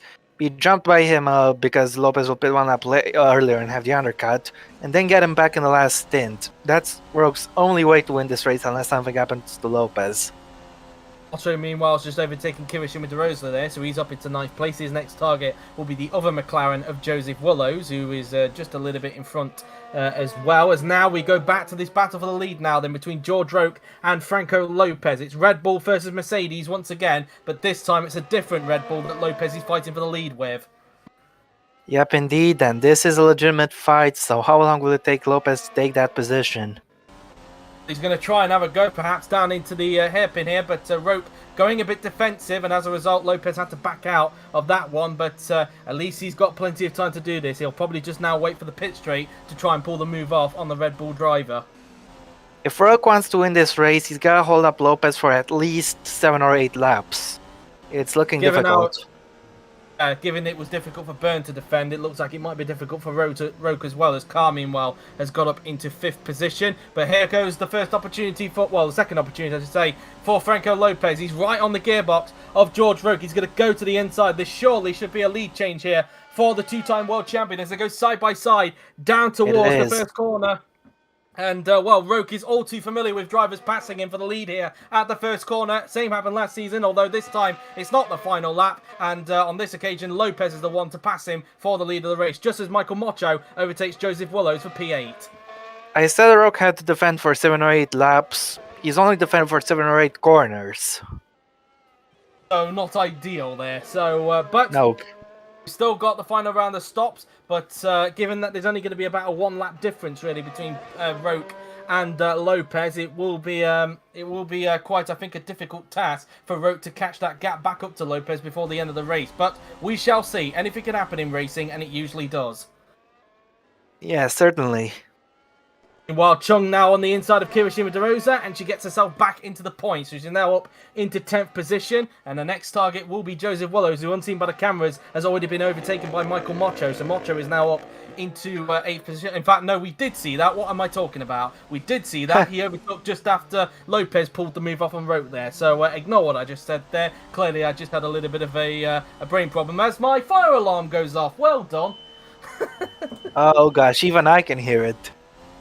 Yeah, apologies for that. You're going to have to put up with it, I'm afraid. The fire alarm that's going off in the background. It has happened before when I've been in commentary. Clearly, somebody has burnt the meat, it seems. So, anyways, car has a little bit of a moment going through into the Yeah, a little bit of right-hander there. understeer. Yep, as he As tries his long as best. there isn't any actual fire, then we're all good. It's not. It won't be an actual fire. I think it's more of a case of somebody leaving something in the oven for too long. Maybe But, it's another one of those explosions, like in that GP4 news video.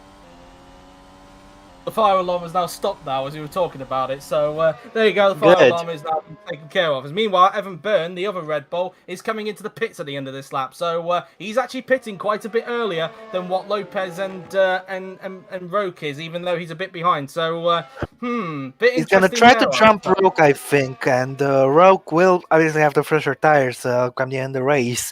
So the Red Bulls could still be battling each other for second. So, well, really, Byrne has got to try something, really, if he wants to try and at least, maybe if not get the win, maybe get second in this race. In fact, he's being unlapped by Michael Mocho here, because Mocho, of course, has got the fresher tyres here. So you can tell that Byrne's tyres have clearly had it, and he's obviously now going to be pitting at the end of this lap now. Then as he just makes his way around right-hander, and we'll soon be seeing the Irishman come into the pits at the end of this lap. Yeah, indeed. In he comes, and 4 seconds the gap to his teammate. To a 6-lap undercut, he should be able to be in front of him. But he's gonna need to focus on defending after Rogue makes his stop. Yeah, indeed, as he's now into the pits for his final pit stop of the day now. Then let's see how quick the pit stop is going to be then from the Red Bull mechanics, as they'll put on a fresh set of tyres and of course fuel, which should take him to the end of the race. Let's get the clarification, and yes, that is going to the end of the race. So let's see how quick the stop is. It's a 6.1 second stop from the Red Bull mechanics. Let's see where Byrne is going to emerge then after the pit stops.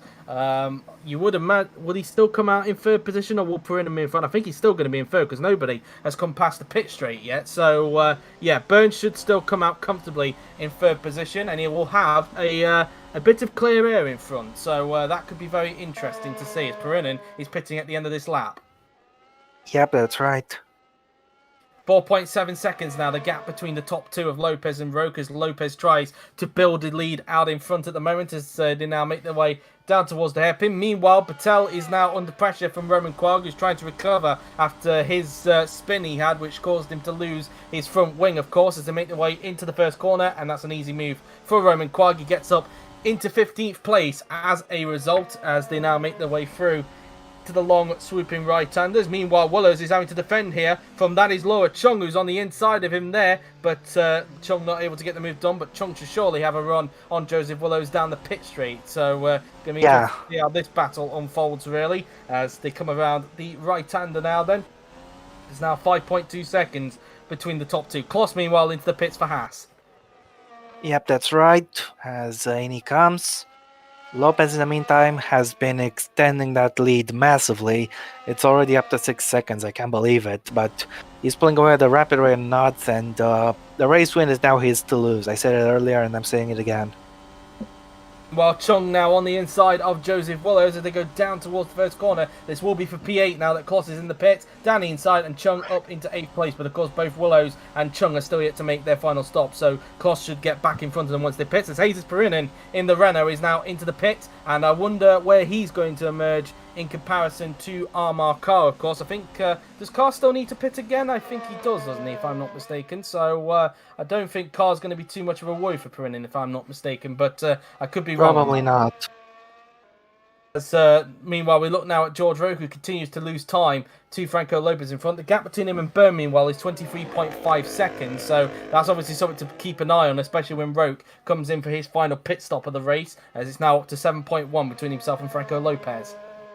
Yep, Lopez went with a very aggressive strategy today, and he made it work superbly.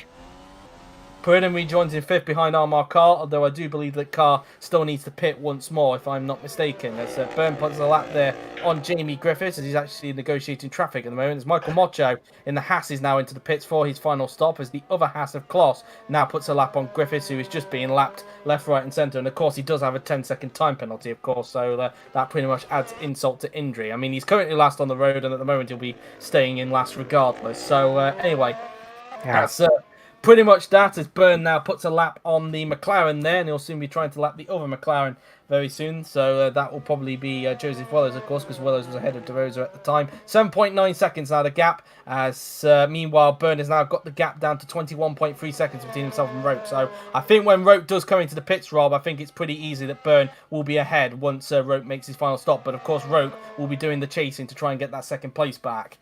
He'll have a tire advantage. You should be able to get past him easily. Kloss, meanwhile, is all over the back of his former teammate Kirishima De Rosa as they now fight it out for ninth position. Of course, Kloss has already made his pit stop, so he's going to the end of the race, so he could be looking at some more points here today. Could Barcic Kloss, and so could Michael Mocho, who's safe to say made a decent recovery after his mechanical issue that he had a little bit earlier on. As now Kloss on the inside of De Rosa, an easy move for the Polish driver, and that is P9 for Barcic Kloss, as I'm pretty sure his teammate Michael Mocho will do the same thing very, very soon, as Byrne now puts a lap on Joseph Willows' McLaren, and so pretty easy done there as he continues to chase down the gap between himself and teammate George Roke. Yep. You should be able to get the jump on him easily. Should do, because it's now down to 19 seconds now between the two Red Bull drivers, as Byrne is still having to negotiate some traffic because he'll soon be coming up to Rahul Patel's Lamborghini. Valdinger's just finished his pit stop, so he emerges in 17th place behind his fellow compatriot Miklos Gau. As now Perinin is now all over the back of cars. I think, as I mentioned, I think Carr is still yet to make a pit stop. Perinin trying to look to the inside, can't get the move done. I thought that was going to end in tears there, but thankfully it didn't, as Perinin is now all over the back of Armar Carr's Mercedes here. But yeah, I think it shouldn't take really too long for the Spaniard to get by, as Mocho is now into the points. He's up into 10th place. Yes, that's right.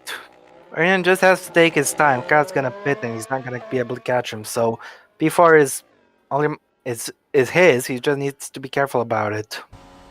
Brennan now on the inside of Armar Carr, and yep, I think Carr is pitting, has to pit very soon. So yeah, been a very disastrous race for Armar Carr, but most of it is pretty much down to him really. Perinin on the inside, an easy move, and he's up into 4th position. And I think the Spanish fans will probably be a little bit gutted that it's not a podium, considering of course Perinin did have to pit a little bit earlier on with a mechanical failure.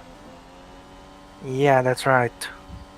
While Kloss is now all over the back of Joseph Willows, so he's already disposed of one McLaren. Now he's trying to give chase to the other one, and I'm pretty certain that Mocho will also do the same. He's not too far behind this lot either, as Byrne has put a lap on Laura Chung's Lamborghini. It was in fact Chung that Byrne lapped, not Rahul Patel. I do apologise there. As Kloss now tries to have a go at Willows, but not going to be able to work that one out, as it's now brought Mocho now into play. So he's now got up to the back of these two as a result, and I do wonder if Mocho is actually lapping a bit quicker than Kloss, I think Mocho is on more fresher tyres than what Kloss is on. But anyway, Kloss now on the inside of Joseph Willows. Now then Mocho watches on to see if he can pounce. In fact, he's trying to use Joseph Willows to see if he could try and go around the outside of his own teammate. It's a good down towards the first corner, but it's not going to work out. And He's got him. Goes up into 8th, and Mocho, I don't think it will take too long for him to get by, as I think Joseph Willows' teammate, Kirishima De Rosa, is coming into the pits at the end of this lap. As now Mocho, is he going to try and pull the move off on Willows into turn 4? Although Willows is not going to give him too much room there, and he holds on to the place for the time being. But I think with the fresher tyres, Mocho should easily possibly get by down to turn 6, I would imagine. Yeah, indeed. Through the left-hander we go, and Mocho, he's already got the traction on the McLaren driver. This should be an easy move for the Portuguese driver, and yes, it is. Mocho up into 9th place, and as I was correct, De Rosa is pitting at the end of this lap for McLaren. Does Mocho need to stop again, or is he going to the end? I think he's going to the end like his teammate, so it looks like double points could be at the case for Haas, as Lopez is pitting at the end of this lap for his final stop of the race. Yep, indeed. As he goes around turn 2, he's actually got the gap up now to 10 seconds between himself and George Roke in this Grand Prix. As they come out of turn number 3 now, then we will go in towards turn 4. We'll go the Argentinians. Meanwhile, Quark tries to have a go here at David Kupok into the hairpin, as well, the physics there having a mind of its own there, as it actually forced Kupok to go wide. Quark trying to find a way through. They've also got Perinin, who's trying to lap the pair of them, but Quark is going to go all the way around the outside of Kupok, is he? And that is a brilliant move from the Frenchman. He's up into P12 as Perinin tries to lap himself there, but tries to lap Kupok, I should say, which he does do now, but he had a little bit of difficulty trying to do that. De Rosa is now into the pits for McLaren, as in fact Carr, of course, I think he obviously does have to pit quite soon, if I'm not mistaken. But anyway, De Rosa now finishes his pit stop on the lap, of course, that Lopez is pitting. So it will be interesting to see where he's going to come out, of course. And I think it will also be very interesting to see where he comes out in relation to Evan Byrne, I would imagine, Rob. Yeah, indeed. There should be a little bit of a gap, but not a huge one. In fact, George Roque is also pitting at the end of this lap, so the top two will both be coming in. And well, never mind. I think it should be a pretty big gap, if I'm not mistaken. In fact, I think Byrne could actually take the lead here because he was only 6 seconds behind Roque, and Roque was only about, 10 seconds behind Lopez, as they're now into the pits along with the Ferrari of Chris Chatfield, I think that is. But the top two are now in, and I think Byrne could actually take the lead. But of course, let's not forget Lopez and Roque have fresher tyres, so I think they'll be able to give chase as they finish off their pit stop. And yep, Byrne is going to take the lead of the Grand Prix, but of course, the chase is now on for Lopez. So basically, Rob, it's Hockenheim 2.0. Yeah, indeed. I didn't expect Byrne to be that competitive in the previous stint, but nevertheless, he is doing quite well. Now he's going to be under a lot of pressure, though, because Lopez is going to come at him and he's going to be much faster. But of course, Lopez was giving chase at Hockenheim, and he just didn't have enough to catch him back up. But you would imagine, given what we've seen today, it might be a little bit easier for Lopez. In fact, he's only really got 6.2 seconds to gain onto Byrne, so that's definitely one to really keep an eye on there. As meanwhile, Chatfield rejoins in 7th, just in front of Michael Mocho there, so at least he's not going to get held up by the Haas driver. Of course, Chatfield has got fresher tyres, so you would imagine he'll be able to pull away from Mocho as a result. As Chung rejoins in 9th, just in front of Roman Quark there, so Chung still emerges in the points after her pit stop there. So that's that, as Willows rejoins in 12th, just in front of teammate De Rosa there, so only just able to stay in front of his teammate there. But the McLaren's currently out of the points, so they're going to need to do some charging if they want to get a double points finish today. Yeah, indeed. McLaren seems to have been on a pretty bad strategy, honestly. 5.7 seconds now, the gap between the top two now then, as Lopez comes around the left-right chicane on the racetrack, as meanwhile Kloss is having to fend off now from Chris Chatfield, who's just made his pit stop and currently finding himself in a Haas sandwich at the moment. Of course, both Ferrari and Haas go into this race tied in the Constructors' Championship, with Ferrari being ahead due to the podium that Galloway got at the Chinese Grand Prix. But Chatfield now on the inside of Barcia's Kloss now then. Is Chatfield going to get the move done? You would imagine so. Both of them are powered by the Ferrari engine in the back, and Chatfield getting the move done. He's up into 6th place. In fact, De Rosa, unseen by the cameras, has just overtaken Willows somewhere. So De Rosa up into 12th place. But I think as soon as Willows' fresher tyres get switched on, you would imagine he'll try and get him back. In fact, the pair of them are already all over the back of David Kupok. So points definitely not out of the question yet, considering that Quark coming is not in. too far. Amarkar is in, as he will be way too far away from Perrin, and it's fair to say, at the end of this Grand Prix. Meanwhile, Mocho is trying to attack his teammate Kloss for 7th place. As what is the gap between the top two? In fact, hold that thought, because the McLarens are trying to attack Kupok here into the first corner as De Rosa gets through. And how long is it going to be until Willows follows through? We shall see. Yes, indeed. Around turn 3 we go now then, as they now come towards turn number 4. Willows on the inside. This might be an easy move here for the McLaren driver, but nope. He's going to hang back, maybe try and get him into turn 6 a little bit later on. 4.6 seconds now, the gap between the top two. 4.5 as it now says underneath on the little thing underneath. As Carr has only just rejoined on the track, and he's not too far away from Byrne and Lopez. So could there be a chance that we could see Carr being lapped today, as Willows is now up into 12th position. So the McLarens are definitely on a charge here. But yeah, a disaster race as Roque is the fastest lap. So Roque has now got the bonus point for the fastest lap of the race at the moment, as he tries to chase down on the top two, as well as both Lopez and he are on the same sort of tyre life at this stage of the race, as he's definitely quicker than the top two at the moment. So be interested to see what Roque is able to do now then, as De Rosa puts a lap on the Williams driver. As well, it looks like I think in about a few laps time, Rob, we should be seeing Byrne potentially having to do a bit of defending from Franco Lopez. Yeah, indeed. He's already defending against him in the previous stint, but now it's going to be for the win. Indeed so, as the McLarens just put a lap there on the Williams. As bless yourself there, as the two AlphaTauri drivers are now into combat for P13, as Grau on the inside goes up to 13th on the road, of course, but he does have a penalty. And having said that, Kupok is actually pitting in this lap. So really for David Kupok, it's not been a very good race for him. I don't think anything has actually happened to him during this Grand Prix, but he clearly has not recovered from that 5-place Here grid comes penalty. Galloway.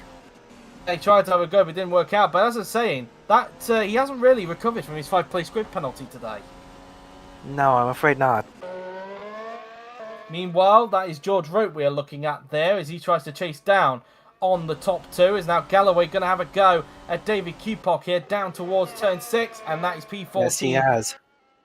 Him there as Gal puts a lap on the Williams there. But the two McLarens are now starting to gain onto Roman Quagg as Mocho is still attacking Kloss for 7th place. But where on earth are the leaders? There they are, and it's 3.1 seconds between the pair of them. Yes, that's right. As Mocho's still not been able to find a way through on Barch's Kloss now then, as they make their way down towards the hairpin now then. I think there was actually a few pit calls there, not just David Kupok on that occasion. But anyway, Mocho still not close enough to get Kloss down into turn 6. And so far, the Haas boys have got to be careful here because they've got a chance of a double points finish here today. But they don't want to be taking each other out, that is for sure. If they can hold on to it, that is. Yep, of course, because they do have some cars behind them on fresher tyres. I mean, they've got a 24-second cushion to the Lambo of Chong. You would think that would be enough to stay in front, but who knows, really. We've seen that the gaps can get shrunk quite easily with very fresh tyres. As we've seen with Franco Lopez today, as he's now got the gap to under 2.5 seconds between himself and Evan Byrne, as we've got 10 laps to go. We've got 10 laps to go in this Grand Prix. There's a few cars just exiting the pits on the left-hand side. But yeah, 2.2 seconds with 10 laps to go. Lopez is definitely the favorite, but Byrne, we've seen it before this race. He can't defend. So it'll be interesting. Byrne still has a chance to win this race. Don't forget that. While the Hasses are now battling, but once again, Kloss fends off 7th place for the moment, not letting his teammate go that easily at the moment as they now come around turn number 3 now then on the track as Patel rejoins Danny 17th. It hasn't been a very good race for Patel today, it's fair to say, and definitely really struggling this season. 1.8 now, the gap between the top 2 as Roke is still roughly around 11 seconds behind Byrne in this race, but in fact, it's 10.9 seconds, in fact, between Lopez and Roke for the meanwhile. So Roke is definitely catching onto the top 2, but whether he'll be a threat for the victory today, I think that's going to be a little bit too much of an ask. Is Kirishima DeRosa? No, he doesn't have the pace to catch Lopez. He might catch Byrne, but not Lopez. As DeRosa makes the move, he's into the points now, and he's up into 10th place, and now the other McLaren of Joseph Willows will also try and follow suit now then as Quagg's disastrous race continues here at Spain as he tries to look to the inside, but he can't get the move done. 1.4 seconds now the gap between the top 2 of Byrne and Lopez. Now it's under a second between the pair of them now then, so Lopez has now got it to under a second between himself and Evan Byrne as they're pretty close together as they make their way down towards the first couple of corners. Yep, indeed. Byrne is under a lot of pressure, but he's faced pressure before and come out on top, so it's not like this is the first time he's been under threat. Lopez will be attacking him, but Byrne, he's not the championship leader for no reason. He's going to give it his best to hang on, even with the third disadvantage he's got. But Lopez will be pressuring him hard. I can tell you that much.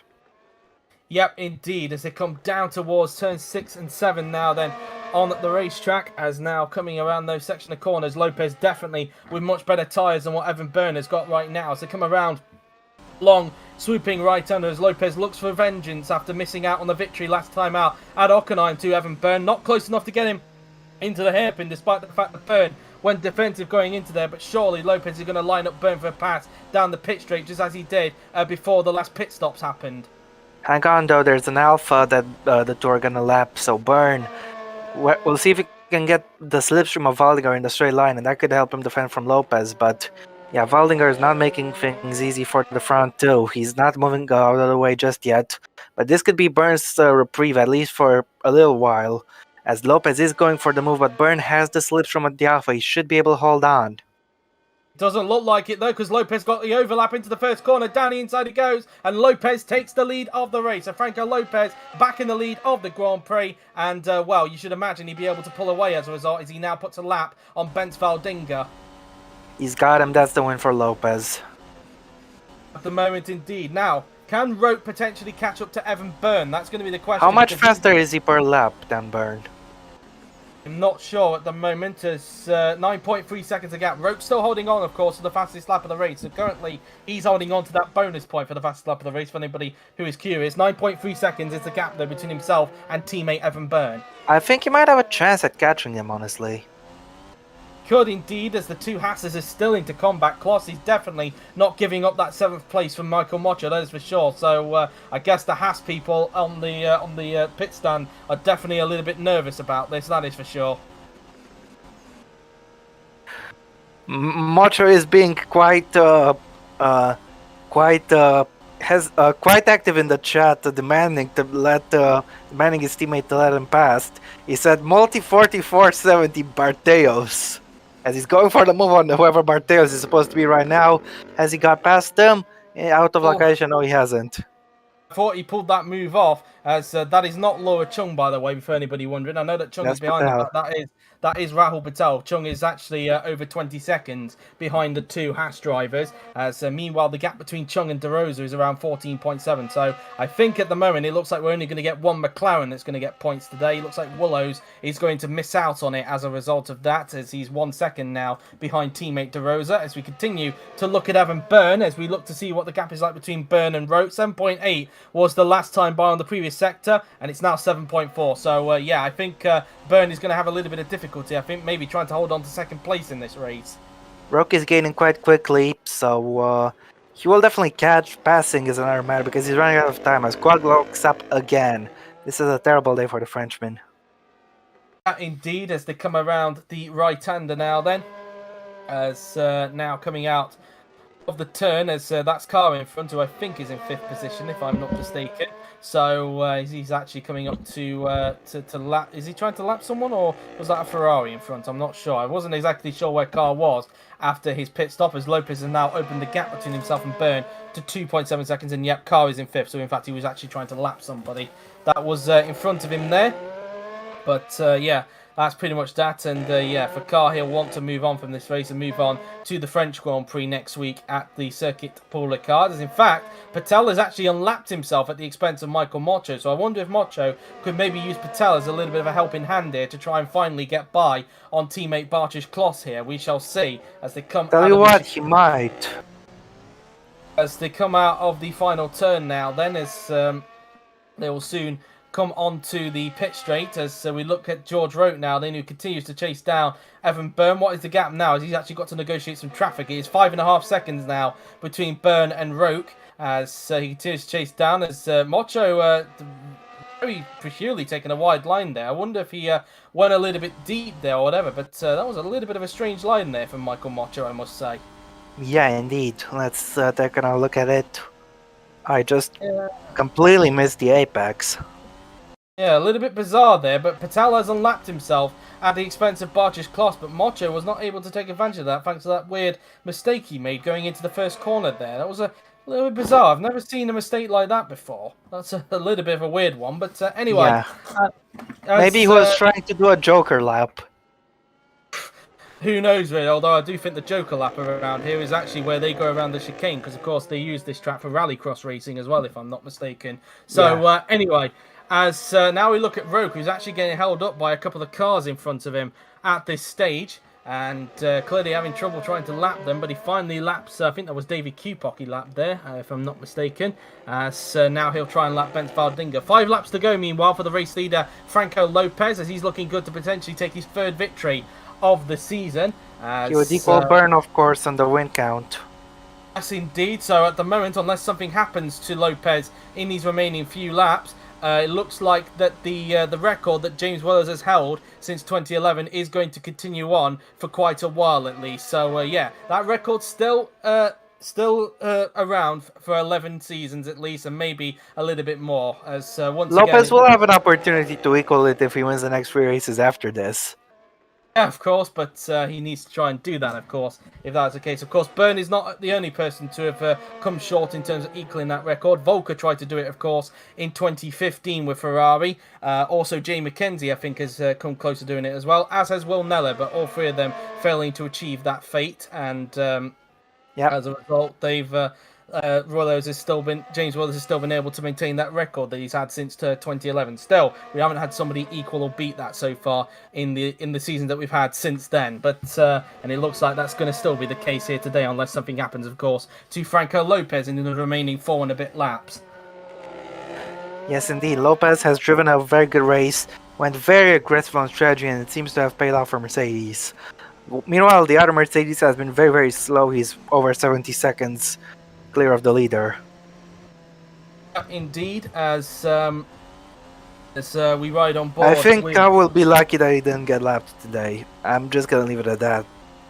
Yeah, it hasn't been a good race for him. Meanwhile, David Kupok is now onto the inside of Bence Valdinga, and it looks like he's going to get the move done pretty easily on the Alfa Romeo driver. It looks like he's got better straight line speed compared to the Alfa Romeo, and he gets the move done up into what is 15th place. But really, it's not been a very good day in the office for AlphaTauri as a whole, because even with Gal's penalty, it looked like that neither of them were going to score points today. So, so it seems.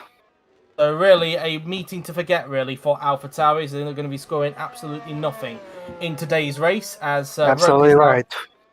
Roke just comes out of the hip, and the gap is meanwhile 2.3 seconds between himself and Evan Byrne. So I think he could be on the back of him either on the next lap or the lap after, as he's pretty much got him in sight right now. As meanwhile, Willows, he's up into 10th place. He's passed De Rosa somewhere on the circuit. He's up into 10th place. So it looks like Willows has been able to switch his tyres on, and he's now grabbed the final points place off of De Rosa. But as mentioned a little bit earlier on, even if it was the other way around, it looks like McLaren are not going to get a double points finish after what we thought initially earlier on in the race.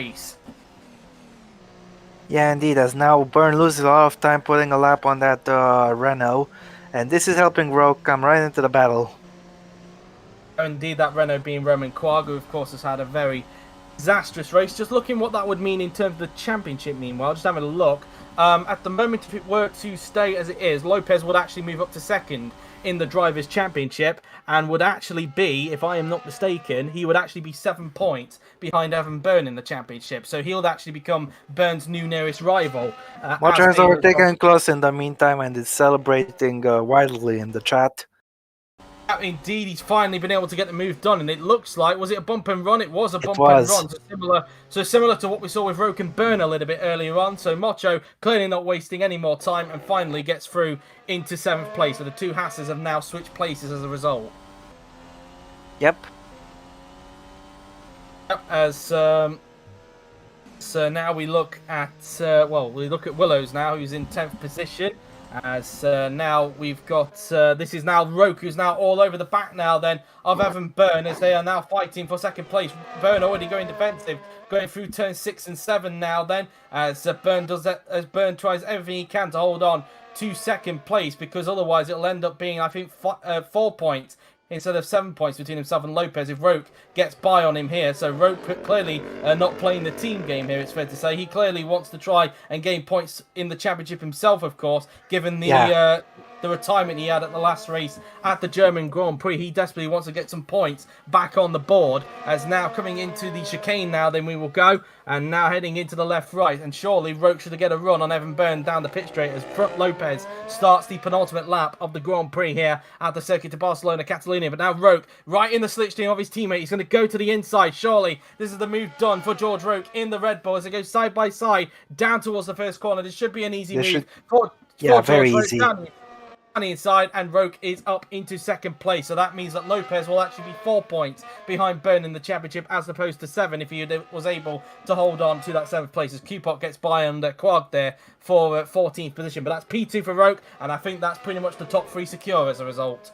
Well, last season Roke lost the lead on the penultimate on the last lap. Sorry, this season he's gained second on the penultimate lap. So a little similar, but nevertheless, he's going to finish second for the second year in a row. Yeah, indeed. And, obviously still yet to get that elusive victory with Red Bull soon. And it looks like it's going to be another race without a victory for Red Bull for George Roke. And also another race where Carr hasn't won a race this season. He's been quite consistent, although today has been a little bit of a letdown for Armar Carr in terms of his 2022 campaign. So anyway, coming around the right hand there goes George Roke, because I'm pretty certain that Lopez is soon going to be starting the final lap of the race here at Barcelona. Roke just comes around the chicane now then as he flicks in, and yep, Lopez is now onto the final lap of the race, here at Barcelona, and well, it's just been the perfect race for the two-time world champion. Started in 4th position, got a very good start to the race to get up into 3rd place, gaining 2 places at the start, was able to get by on Armar Car, and well, he just basically made the free-stop strategy work to absolute perfection, and as long as he has no issues on the final lap, he's looking good to take his 3rd victory of the season and put him within 4 points of Evan Byrne in the Drivers' Championship. And well, it's just been a brilliant race for Lopez today, Rob. Absolutely right. Him and Byrne are going to be the only 3-time winners after this race, of course, with Perrin taking that one other win. But Franco Lopez, everything has gone to plan today. His strategy was very aggressive, but he made it work just fine. Indeed so, as he just puts a lap there on Miklos Gal, who of course has the 10-second time penalty, so that's obviously He will lose a place to Galloway, I think. We shall find out when they cross the line, of course. But Not anyway, that it matters. Yeah, he's not going to score points anyway. But anyway, here comes Franco Lopez approaching the chicanes now then for the 66th and final time. It has just been a brilliant race for the Argentine as he comes out of the chicane for the 66th and final time as he rounds the final corner, and after an amazing strategic race, it is going to be Franco Lopez who wins the Spanish Grand Prix here at Barcelona. He takes his 3rd win of the season, and he now moves up to 2nd in the championship and now finds himself 4 points behind Evan Byrne in the Drivers' Championship. He's done quite well today, hasn't he? Rogue takes 2nd, one might have been. Evan Byrne takes 3rd. He's still in the lead, of course. Kupok only 14th, a disappointing day. Chris Chatfield wasn't seen much in this race, but he'll take a comfortable P6. Quag, a disastrous day, 15th. Griffiths, another disastrous day. He's in dead last as Wallinger is racing Patel to the line, but Wallinger stays in front. I think both of them will almost lap Griffiths. Meanwhile, Michael Mocha is going to finish P7. That's been a great drive from him. Indeed, it's going to be double points for Haas because Kloss will cross the line in 8th position. Just checking in terms of Miklos Gal's penalty, and you are Chang's correct. streak is going to continue in the meantime. Yep, she crossed the line in 9th, so it's 7 out of 7 points finishes for the Chinese driver. Perinin finishes in 4th, not quite the podium for the Spanish fans. What might have been if he didn't have that mechanical failure earlier on in the race. What factor could he have had on the podium places? As Joseph Willows will take the final points place for McLaren. It's only one McLaren getting points today, as De Rosa just misses out in 11th position. Armar Carr, a disastrous day for him. He finishes in 5th position, and he's got a lot of reflecting to do after what was a very clumsy move on Barch's Kloss a little bit earlier on. But yeah, that is the race results as we take a look at the final results of the race then. And just to clarify for Rob's case, of course, Gal did drop to 14th behind dropped behind Galloway at the race. He dropped wrong place as a result, so bear that in mind. But anyway, here are the results then. Franco Lopez is the winner with George Roque in 2nd. Evan Byrne finishes in 3rd with Jesus Perrin in 4th. Armar Carr, a disastrous day for him, in 5th with Chris Chatfield in 6th. Michael Mocho in 7th. Barch's Kloss ensures a double points finish for Haas in 8th. Laura Chum makes it 7 out of 7 points finishes in 9th with Joseph Willows completing the points in 10th position ahead of his teammate Kirishima De Rosa, who finishes 11th, and you can do the rest, Rob. Sure, Miklos Gal is going to take 13th because of his penalty. Galloway is in 12th. Kupak is in 14th. Then it is Quag in a disappointing 15th. Wallinger 16th. Then it is Patel 17th, only just missing out on the line. Griffiths a long way away in 18th. And the retirements were Wilson, Martins, Sontag, and Federi. 2 of them because of a pretty stupid crash. The other 2 thanks to mechanical problems. As the Rogue has taken the fastest lap, only just. So along with the points that he gets for 2nd place, another driver who finishes 2nd getting the fastest lap, I should add. Along with the 18 points he gets for 2nd place, he also gets the bonus point for the fastest lap of the race. So to celebrate Franco Lopez and Mercedes' achievements, we will now hear the national anthems of Argentina and of Germany. Yep.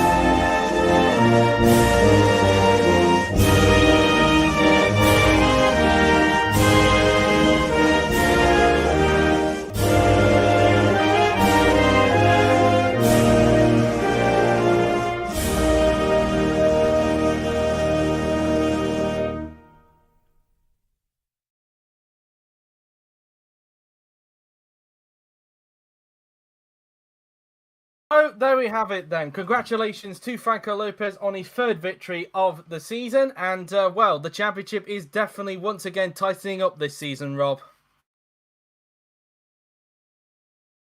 Rob, are you there?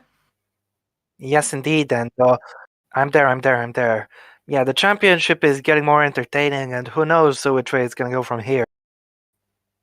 Yeah, indeed. Whether it's going to go the way of Red Bull or Mercedes, it is definitely very, very close indeed. Well, there you have it then, guys. That has been it from the Spanish Grand Prix here at Barcelona. Again, apologies that it was on a week later than originally scheduled, but obviously due to the snow issues that Yuri had, it had to be this week, I'm afraid, but hopefully things are now back on track. But until then, guys, that has been it. I hope you enjoyed it. The next top class race will, of course, be on next week, and it will be at the French Grand Prix at the Circuit Paul Ricard in Le Castellet. So do look forward to that. Of course, we have DTM on this week at Silverstone, which is, of course, Blake Moore's last race in the OC for a while due to personal reasons. So do look forward to that. Of course, we also have World Champ Car and, of course, we also have only World Champ Go on next week as well. Of course, Formula 2 isn't on next week. That'll be back at Austria, of course. But until then, guys, that has been it. I hope you have enjoyed it. So thank you for watching. I've been JW97. He's been Rob. And we will see you next time. Goodbye. Bye.